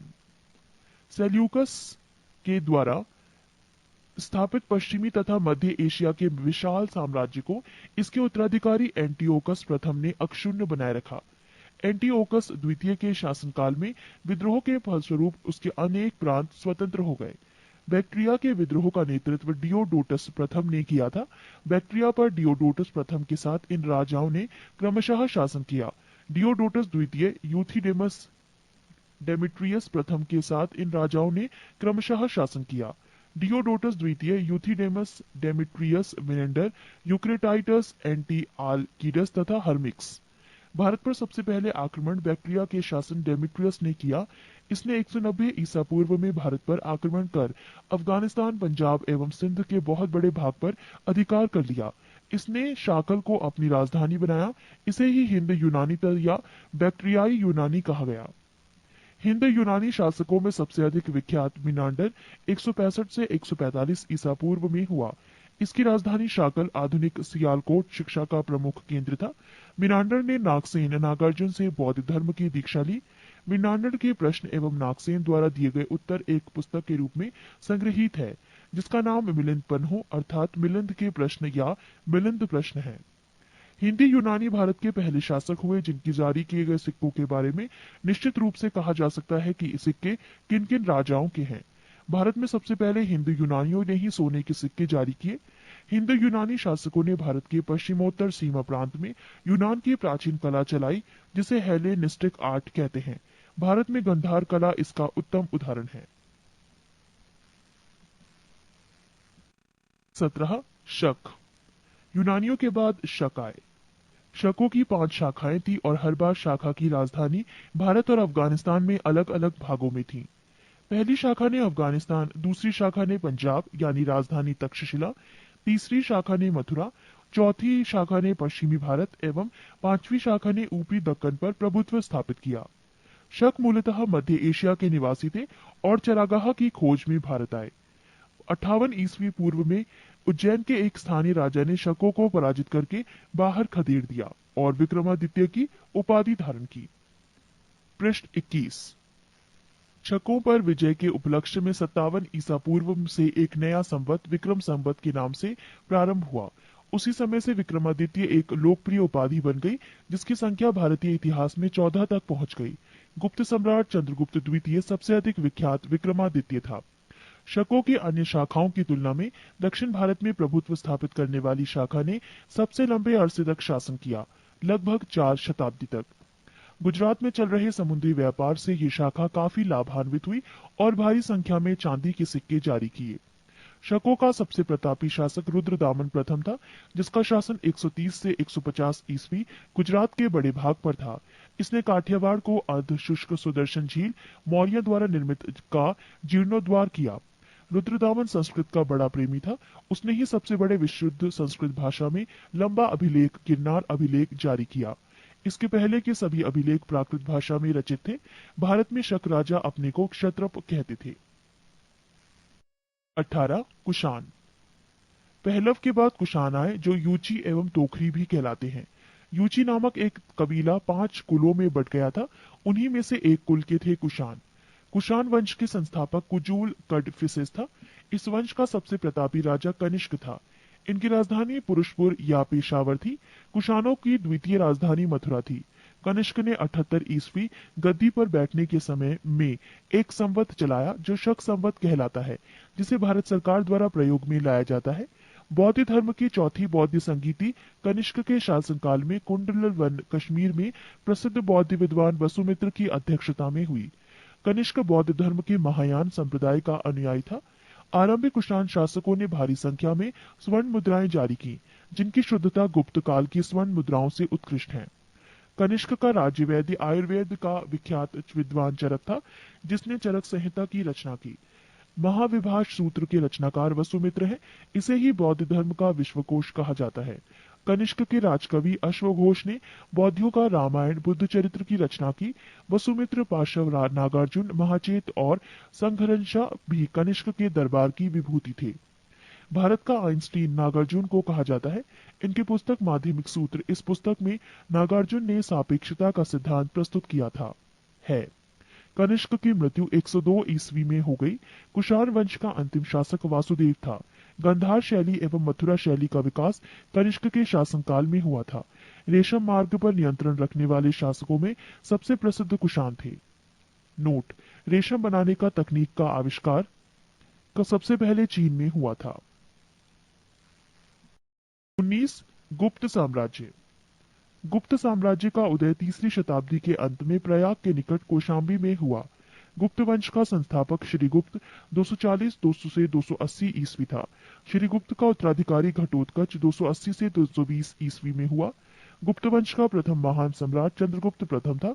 ये 320 ईस्वी में गद्दी पर बैठा। इसने लिच्छवी राजकुमारी देवी से विवाह किया। इसने महाराज धीराज की उपाधि धारण की।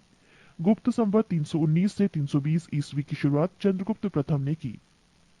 पृष्ठ 22। चंद्रगुप्त प्रथम का उत्तराधिकारी समुद्रगुप्त हुआ, जो 335 ईस्वी में राजगद्दी पर बैठा।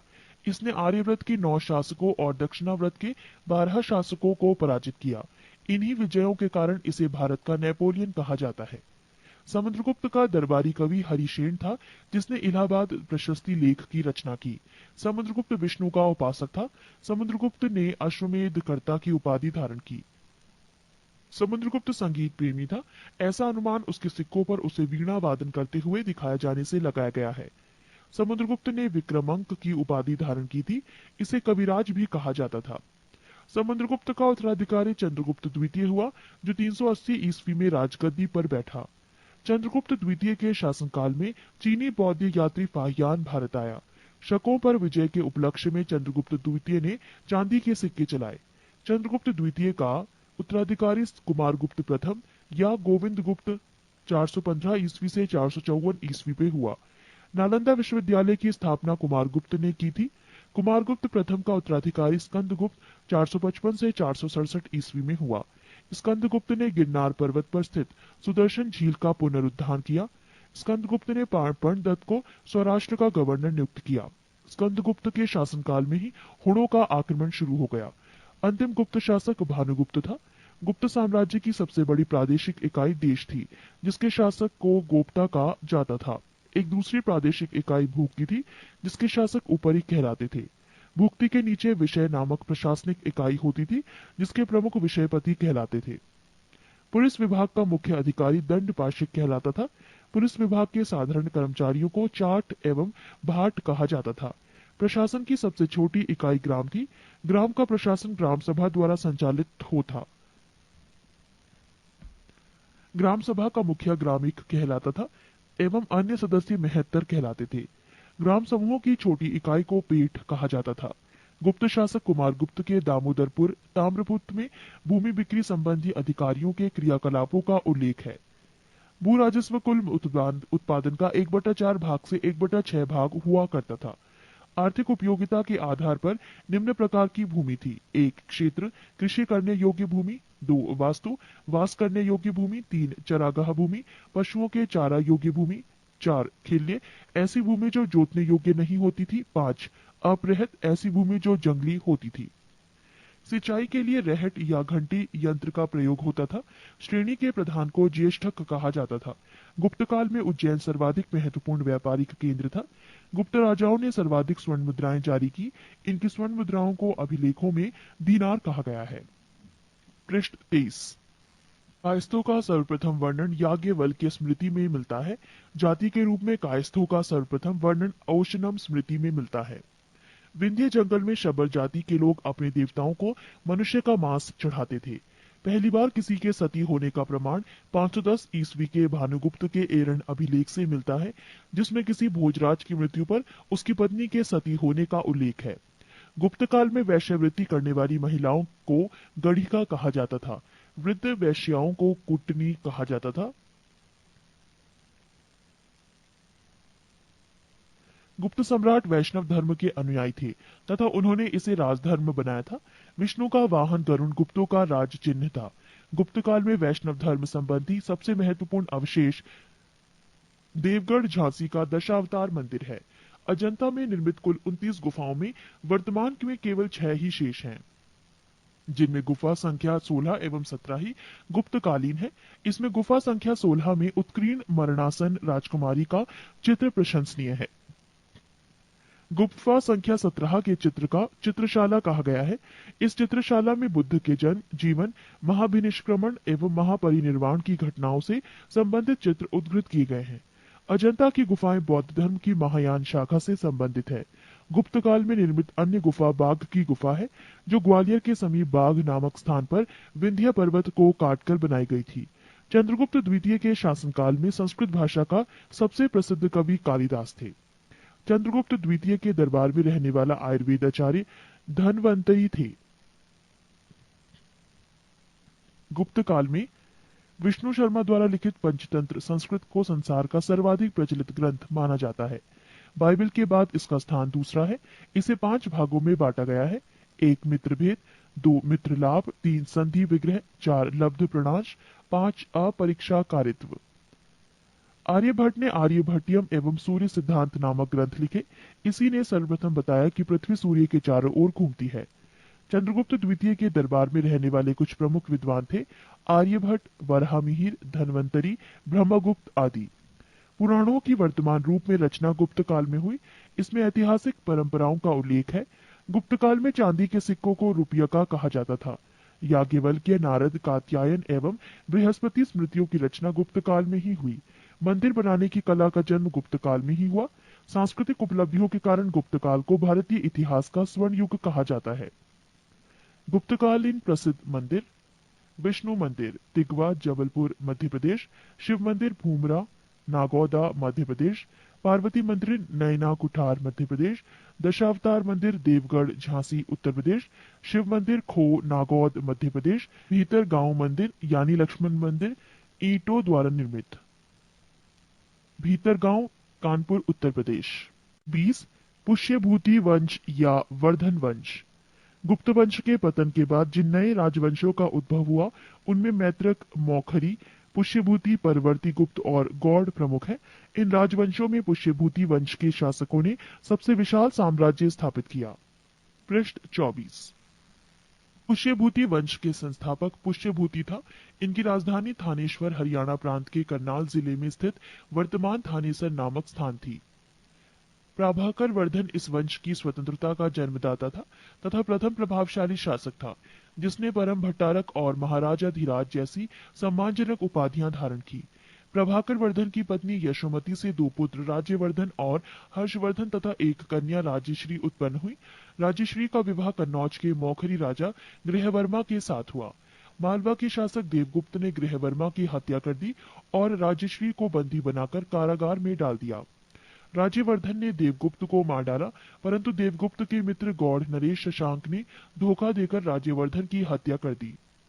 नोट: शशांक शैव धर्म का अनुयायी था। इसने बोधि वृक्ष बोध गया को कटवा दिया।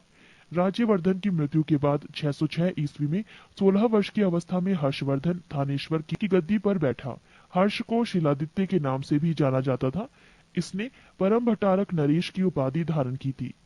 हर्ष ने शशांक को पराजित करके कन्नौज पर अधिकार कर लिया तथा उसे अपनी राजधानी बनाया।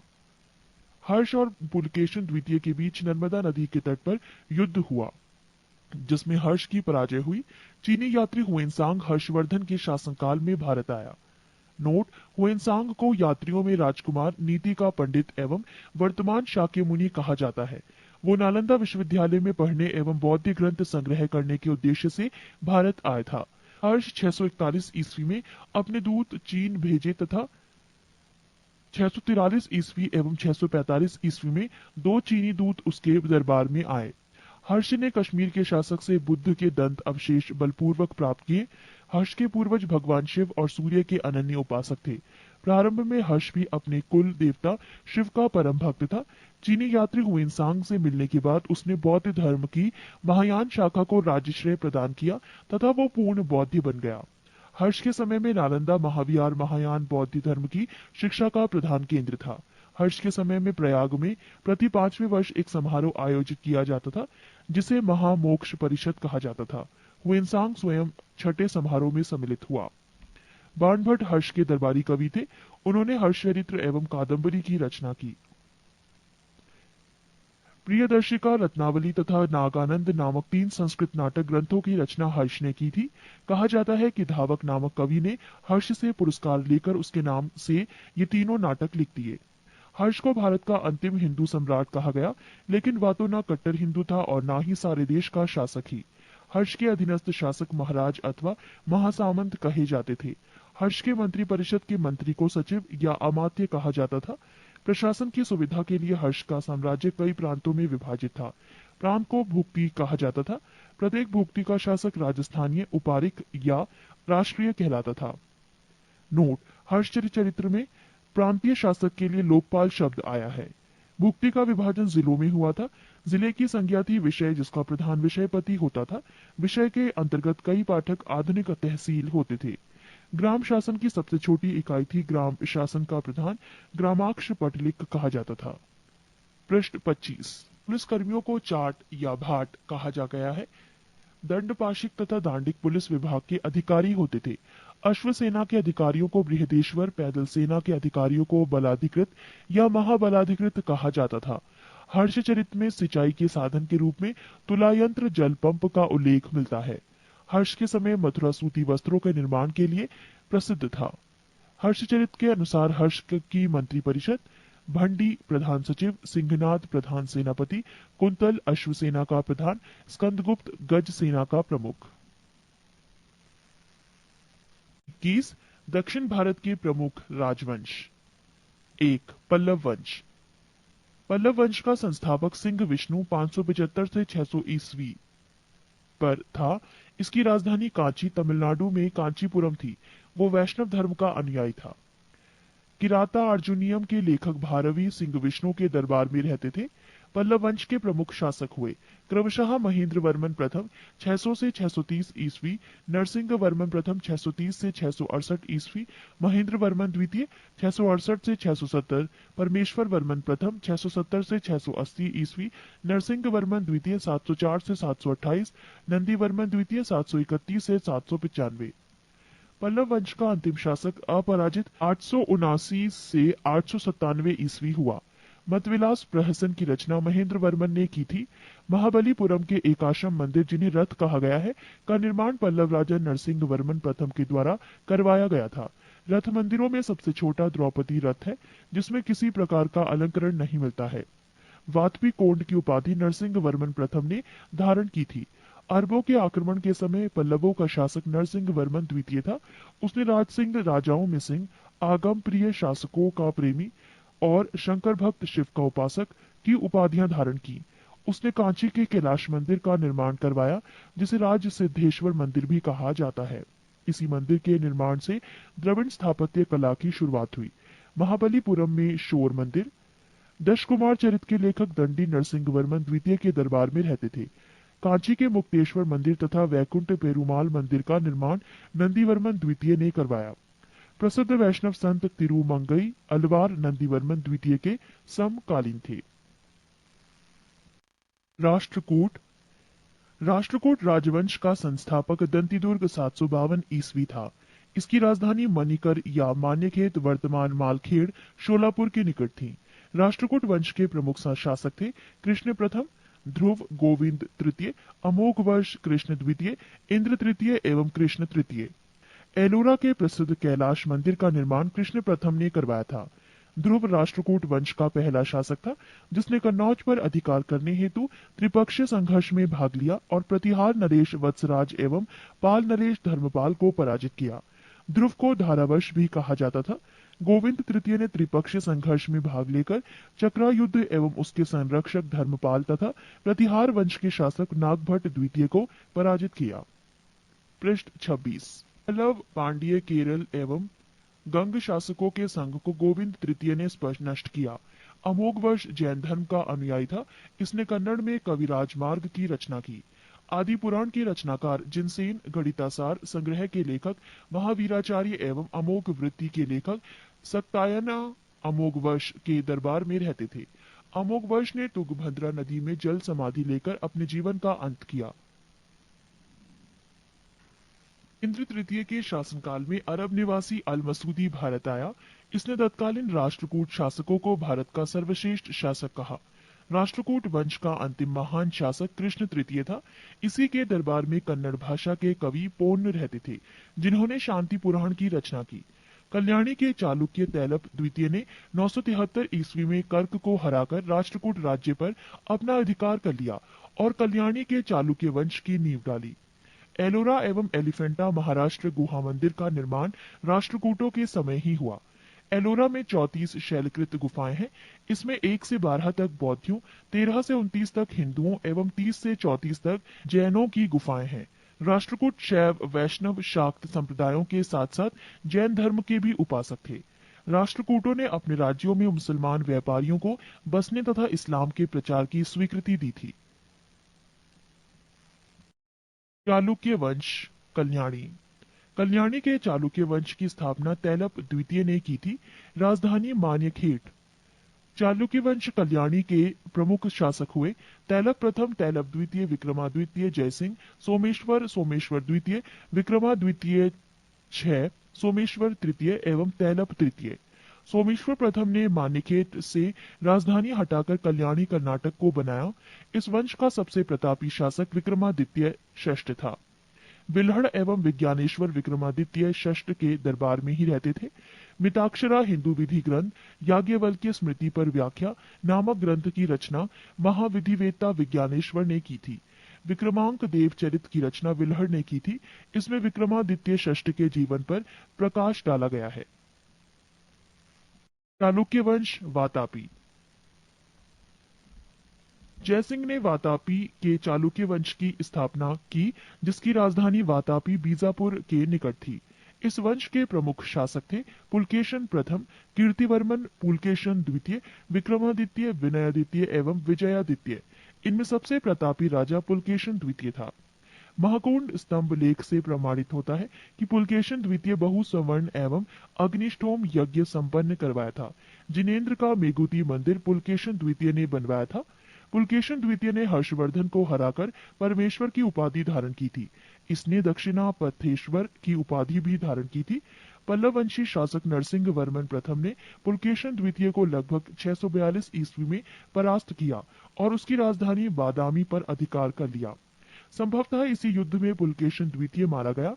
इसी विजय के बाद नरसिंह वर्मन ने बातापी कोड की उपाधि धारण की। एहोल अभिलेख का संबंध पुलकेशन द्वितीय से है। लेखक रवि कीर्ति। अजंता के एक गुहा चित्र में फारसी दूत मंडल को स्वागत करते हुए पुलकेशन द्वितीय को दिखाया गया है। बातापी का निर्माणकर्ता कीर्तिवर्मन को माना गया है। मालवा को जीतने के बाद विनयादित्य ने सकलोत्तर पथनाथ की उपाधि धारण की। पृष्ठ 27। विक्रमादित्य द्वितीय के शासनकाल में ही दक्कन के अरबों ने आक्रमण किया। इस आक्रमण का मुकाबला विक्रमादित्य के भतीजा पुलकेशी ने किया। इस अभियान की सफलता पर विक्रमादित्य द्वितीय ने इसे अवनी जनाश्रय की उपाधि प्रदान की। विक्रमादित्य द्वितीय की प्रथम पत्नी लोक महादेवी ने पदट काल में विरूपाक्ष महादेव मंदिर तथा उसकी दूसरी पत्नी त्रैलोक्य देवी ने त्रैलोकेश्वर मंदिर का निर्माण करवाया। इस वंश का अंतिम राजा कीर्तिवर्मन द्वितीय था। इसे इसके सामंत दंतिदुर्ग ने परास्त कर एक नए वंश राष्ट्रकूट वंश की स्थापना की। चालुक्य वंश वेंगी। बेंगी के चालुक्य वंश का संस्थापक विष्णुवर्धन था। इनकी राजधानी बेंगी आंध्र प्रदेश में थी। इस वंश के प्रमुख शासक थे जयसिंह प्रथम, इंद्रवर्धन, विष्णुवर्धन द्वितीय, जयसिंह द्वितीय एवं विष्णुवर्धन तृतीय। इस वंश के सबसे प्रतापी राजा विजयादित्य तृतीय था, जिसका सेनापति पडुरंग था। चोल। 9वीं शताब्दी में चोल वंश पल्लवों के ध्वंसावशेषों पर स्थापित हुआ। इस वंश के संस्थापक विजयालय 850 से 87 ईस्वी थे, जिसकी राजधानी तांजाय, तंजौर या तंजावुर था। विजयालय ने नरकेसरी की उपाधि धारण की और निशुंभ सूदिनी देवी का मंदिर बनवाया। चोलों का स्वतंत्र राज्य आदित्य प्रथम ने स्थापित किया। पल्लवों पर विजय पाने के उपरांत आदित्य प्रथम ने कोदंडराम की उपाधि धारण की। चोल वंश के प्रमुख राजा थे परांतक एक, राजराज एक, राजेंद्र प्रथम, राजेंद्र द्वितीय एवं कुलोतुंग। तक्कोलम के युद्ध में राष्ट्रकूट नरेश कृष्ण तृतीय ने परांतक प्रथम को पराजित किया। इस युद्ध में परांतक प्रथम का बड़ा लड़का राजादित्य मारा गया। राजराज प्रथम ने श्रीलंका पर आक्रमण किया। वहां के राजा महिम पांच को भगाकर श्रीलंका के दक्षिण जिला रोहण में शरण लेनी पड़ी। राजराज प्रथम श्रीलंका के विजित प्रदेशों को चोल साम्राज्य का एक नया प्रांत मुंडी चोल मंडलम बनाया और पोलन्नरुवा को उसकी राजधानी बनाया। राजराज एक शैव धर्म का अनुयायी था। इसने तंजौर में राजराजेश्वर का शिव मंदिर बनाया। चोल साम्राज्य का सर्वाधिक विस्तार राजेंद्र प्रथम के शासनकाल में हुआ है। बंगाल के पाल शासक महिपाल को पराजित करने के बाद राजेंद्र प्रथम ने गंगे चोड चोल की उपाधि धारण की और नवीन राजधानी गंगेकोड चोलपुरम के निकट चोलंगगम नामक विशाल तालाब का निर्माण करवाया। नोट: गजनी का सुल्तान महमूद राजेंद्र प्रथम का समकालीन था। चोल काल में भूमि के प्रकार: वेलन वगाई, गैर ब्राह्मण किसान स्वामी की भूमि। ब्रह्माद्य, ब्राह्मणों को उपहार में दी गई भूमि। शाला भोग, किसी विद्यालय के रखरखाव की भूमि। देवदान या तिरुनमडुक्कनी, मंदिर को उपहार में दी गई भूमि। पली चंद्रम, जैन संस्थानों को दान दी गई भूमि। राजेंद्र द्वितीय ने प्रकेसरी की एवं वीर राजेंद्र ने राजकेसरी की उपाधि धारण की। चोल वंश का अंतिम राजा राजेंद्र तृतीय था। चोलों एवं पश्चिमी चालुक्य के बीच शांति स्थापित करने में गोवा के कदंब शासक जयकेश प्रथम ने मध्यस्थ की भूमिका निभाई थी। विक्रम चोल अभाव एवं अकाल से ग्रस्त गरीब जनता से राजस्व वसूल कर चिदम्बरम मंदिर का विस्तार करवा रहा था। कुलोतुंग द्वितीय ने चिदम्बरम मंदिर में स्थित गोविंदराज विष्णु की मूर्ति को समुद्र में फेंकवा दिया। कालांतर में वैष्णव आचार्य रामानुजाचार्य ने उक्त मूर्ति का पुनरुद्धार किया और उसे तिरुपति के मंदिर में प्राण प्रतिष्ठित किया। चोल प्रशासन में भाग लेने वाले उच्च पदाधिकारियों को पेरुंदरम एवं निम्न श्रेणी के पदाधिकारियों को शेरुंदरम कहा जाता था। पृष्ठ 28। संपूर्ण चोल साम्राज्य 6 प्रांतों में विभक्त था। प्रांत को मंडलम कहा जाता था। मंडलम कोट्टम में, कोट्टम नाडु में एवं नाडु कई कुर्रमों में विभक्त था। नाडु की स्थानीय सभा को नाटूर एवं नगर की स्थानीय सभा को नगरतार कहा जाता था। स्थानीय स्वशासन चोल प्रशासन की मुख्य विशेषता थी और सर्वसाधारण लोगों की समिति थी जिसका कार्य होता था सार्वजनिक कल्याण के लिए तालाबों और बगीचों के निर्माण हेतु गांव की भूमि का अधिग्रहण करना। सभा या महासभा ये मूलतः अग्रहारों और ब्राह्मण बस्तियों की सभा थी जिसके सदस्यों को पेरुम मक्कल कहा जाता था। ये सभा वरियम नाम की समितियों के द्वारा अपने कार्य को संचालित करती थी। सभा की बैठक गांव में मंदिर के निकट वृक्ष के नीचे या तालाब के किनारे होती थी। व्यापारियों की सभा को नगरम कहते थे। चोल काल में भूमिकर उपज का 1/3 भाग हुआ करता था। गांव में कार्य समिति की सदस्यता के लिए जो वेतन भोगी कर्मचारी रखे जाते थे उन्हें मध्यस्थ कहते थे। ब्राह्मणों को दी गई करमुक्त भूमि को चतुर्वेदी मंगलम एवं दान दी गई भूमि ब्रह्मदेय कहलाती थी। चोल सेना का सबसे संगठित अंग था पदाती सेना। चोल काल में काशू सोने के सिक्के थे। तमिल कवियों में जयन गोंदर प्रसिद्ध कवि था जो कुलोतुंग प्रथम का राजकवि था। उसकी रचना है कलिंगतु पर्णी। कंबन, ओट कुट्टन और पुंगलेंदी को तमिल साहित्य का त्रिरत्न कहा जाता है। पंप, पोन एवं रन कन्नड़ साहित्य के त्रिरत्न माने जाते हैं। पर्सी ब्राउन ने तंजौर के बृहदेश्वर मंदिर के विमान को भारतीय वास्तुकला का निकष माना है। चोलकालीन नटराज प्रतिमा को चोल कला का सांस्कृतिक सार या निचोड़ कहा जाता है। शैव संत ईसाना शिव पंडित राजेंद्र प्रथम के गुरु थे। चोलकाल 10वीं शताब्दी का सबसे महत्वपूर्ण बंदरगाह कावेरीपट्टनम था।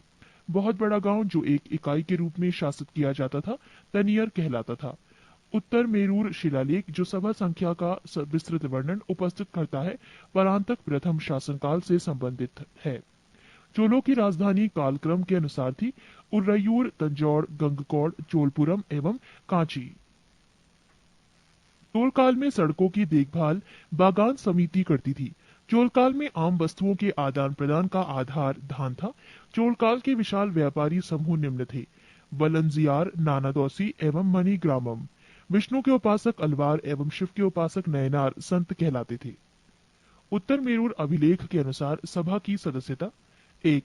सभा की सदस्यता के लिए इच्छुक लोगों को ऐसी भूमि का स्वामी होना चाहिए जहां से भू राजस्व वसूला जाता है। 2. उनके पास अपना घर होना चाहिए। 3. उनकी उम्र 35 से 70 के बीच होनी चाहिए। 4. उन्हें वेदों का ज्ञान होना चाहिए। 5. उन्हें प्रशासनिक मामलों की अच्छी जानकारी होनी चाहिए और ईमानदार होना चाहिए। 6. यदि कोई पिछले 3 सालों में किसी समिति का सदस्य रहा है तो वो किसी और समिति का सदस्य नहीं बन सकता। 7. जिसने अपने आप या अपने संबंधियों के खाते जमा नहीं कराए हैं वो चुनाव नहीं लड़ सकता। यादव वंश। देवगिरी के यादव वंश की स्थापना भिल्लम पंचम ने की। इसकी राजधानी देवगिरी थी। इस वंश का सबसे प्रतापी राजा सिंहड़ 1210 से 1246 ईस्वी था। इस वंश का अंतिम स्वतंत्र शासक रामचंद्र था जिसने अलाउद्दीन के सेनापति मलिक काफूर के सामने आत्मसमर्पण किया। पृष्ठ 29। होयसल वंश। द्वार समुद्र के होयसल वंश की स्थापना विष्णुवर्धन ने की थी। होयसल वंश यादव वंश की एक शाखा थी। बेलूर में चेन्ना केशव मंदिर का निर्माण विष्णुवर्धन ने 1117 ईस्वी में किया था। होयसल वंश का अंतिम शासक वीर बल्लाल तृतीय था जिसे मलिक काफूर ने हराया था।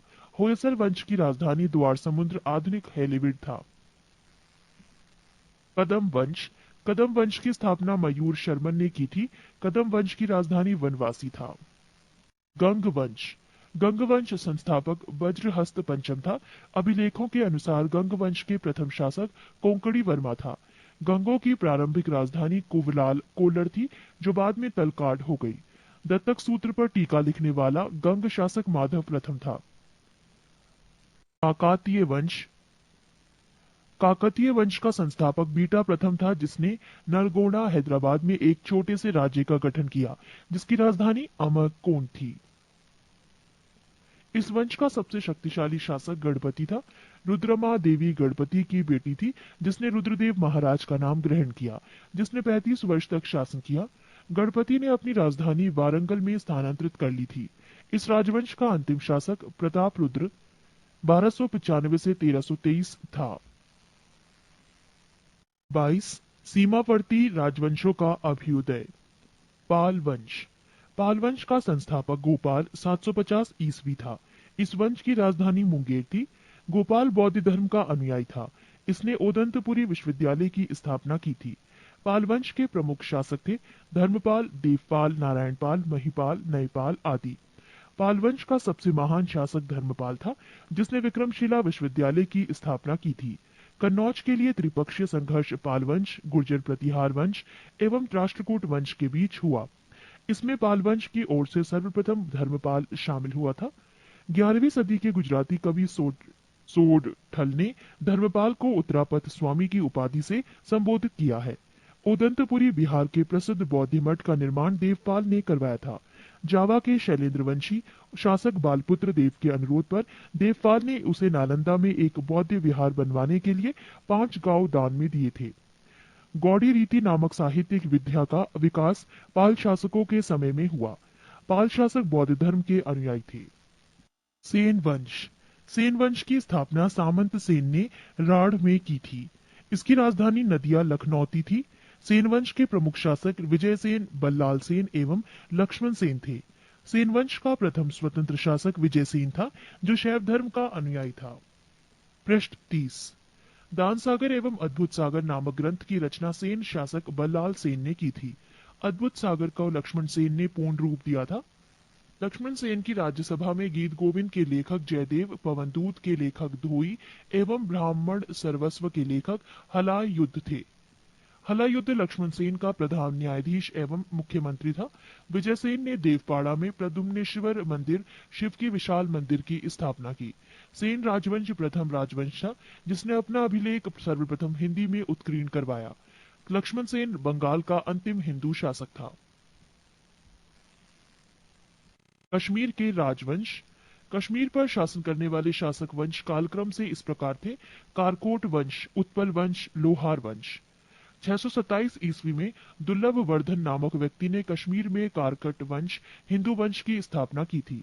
हुएनसांग ने उसके शासनकाल में कश्मीर की यात्रा की। कारकोट वंश का सबसे शक्तिशाली राजा ललिता द्वितीय मुक्तापीठ था। कश्मीर का मार्तंड मंदिर का निर्माण ललिता द्वितीय मुक्तापीठ के द्वारा करवाया गया था। कारकोट वंश के बाद कश्मीर पर उत्पल वंश का शासन हुआ। इस वंश का संस्थापक अवंती वर्मन था। अवंतीपुर नामक नगर की स्थापना अवंती वर्मन ने की थी। अवंती वर्मन के अभियंता सूर्य ने सिंचाई के लिए नहरों का निर्माण करवाया। 980 ईस्वी में उत्पल वंश की रानी दीदिया एक महत्वाकांक्षी शासिका हुई। उत्पल वंश के बाद कश्मीर पर लोहार वंश का शासन हुआ। लोहार वंश का संस्थापक संग्राम राज था। संग्राम राज के बाद अनंत राजा हुआ। इसकी पत्नी सूर्यमती ने प्रशासन को सुधारने में उसकी सहायता की। लोहार वंश का शासक हर्ष विद्वान, कवि तथा कई भाषाओं का ज्ञाता था। कल्हड़ हर्ष का आश्रित कवि था। जयसिंह लोहार वंश का अंतिम शासक था, जिसने 1128 ईस्वी से 1155 ईस्वी तक शासन किया। जयसिंह के शासन के साथ ही कल्हड़ की राजतरंगिणी का विवरण समाप्त हो जाता है। कामरूप का वर्मन वंश। 4वीं शताब्दी के मध्य कामरूप के वर्मन वंश का उदय हुआ। इस वंश की प्रतिष्ठा का संस्थापक पुष्यवर्मन था।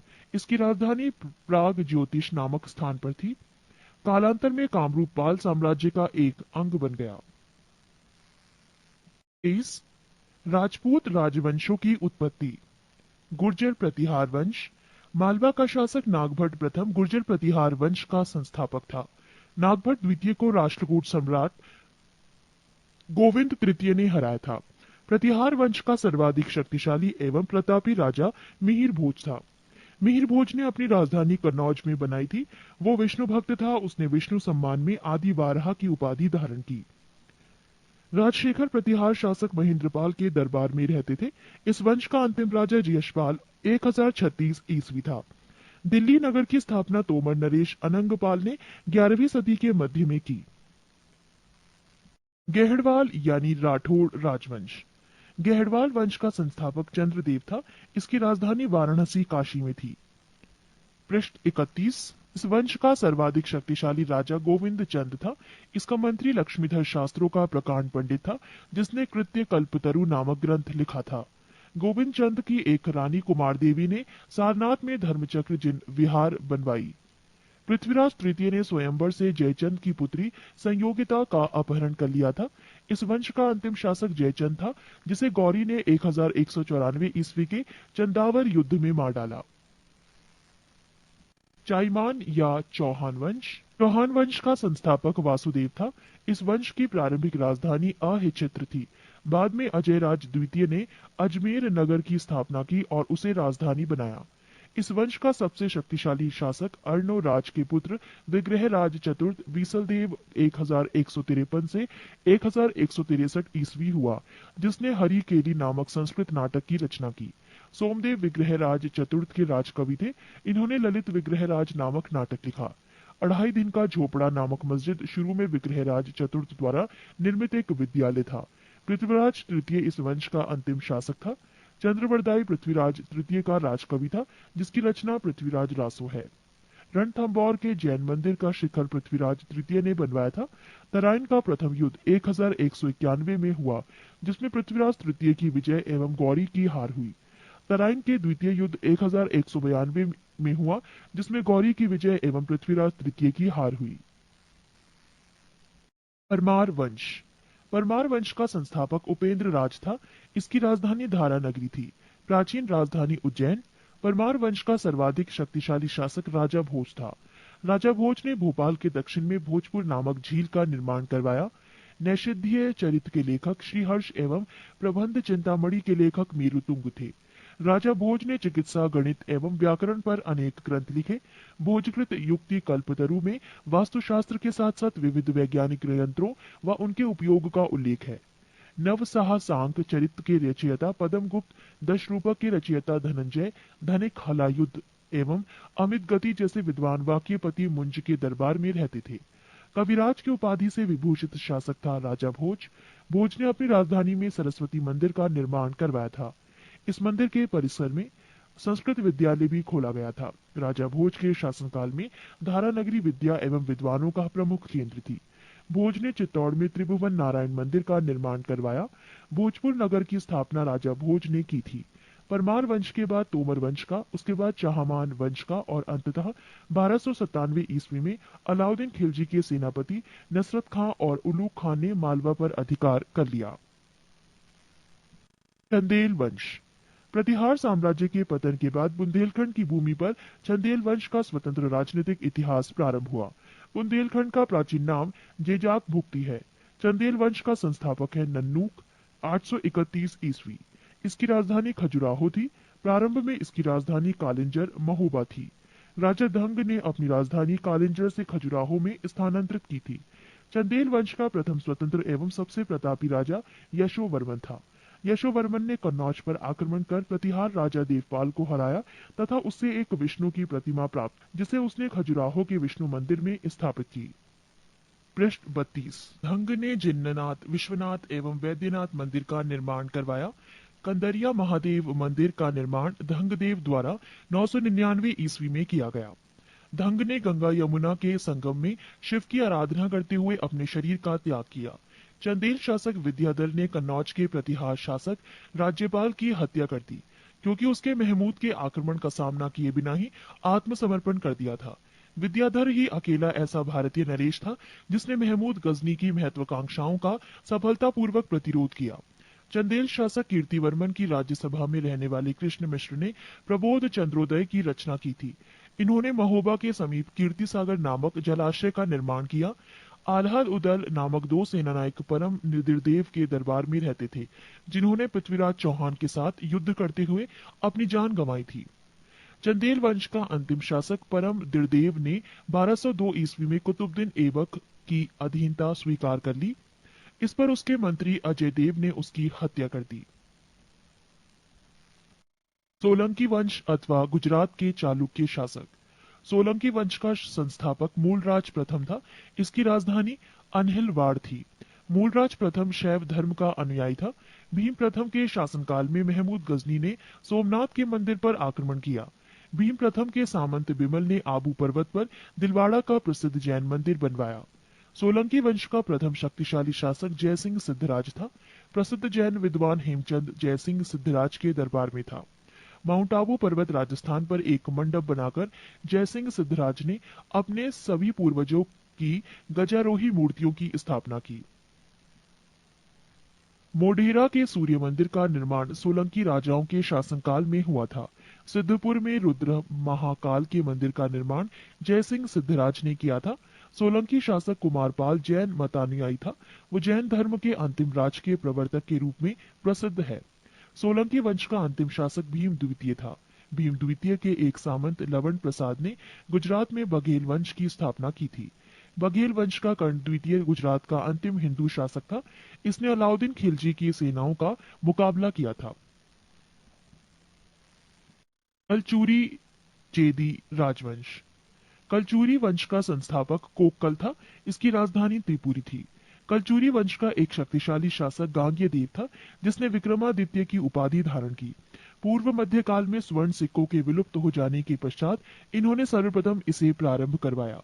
कलचुरी वंश सबसे महान शासक कर्णदेव था, जिसने कलिंग पर विजय प्राप्त की और त्रिकलिंगाधिपति की उपाधि धारण की।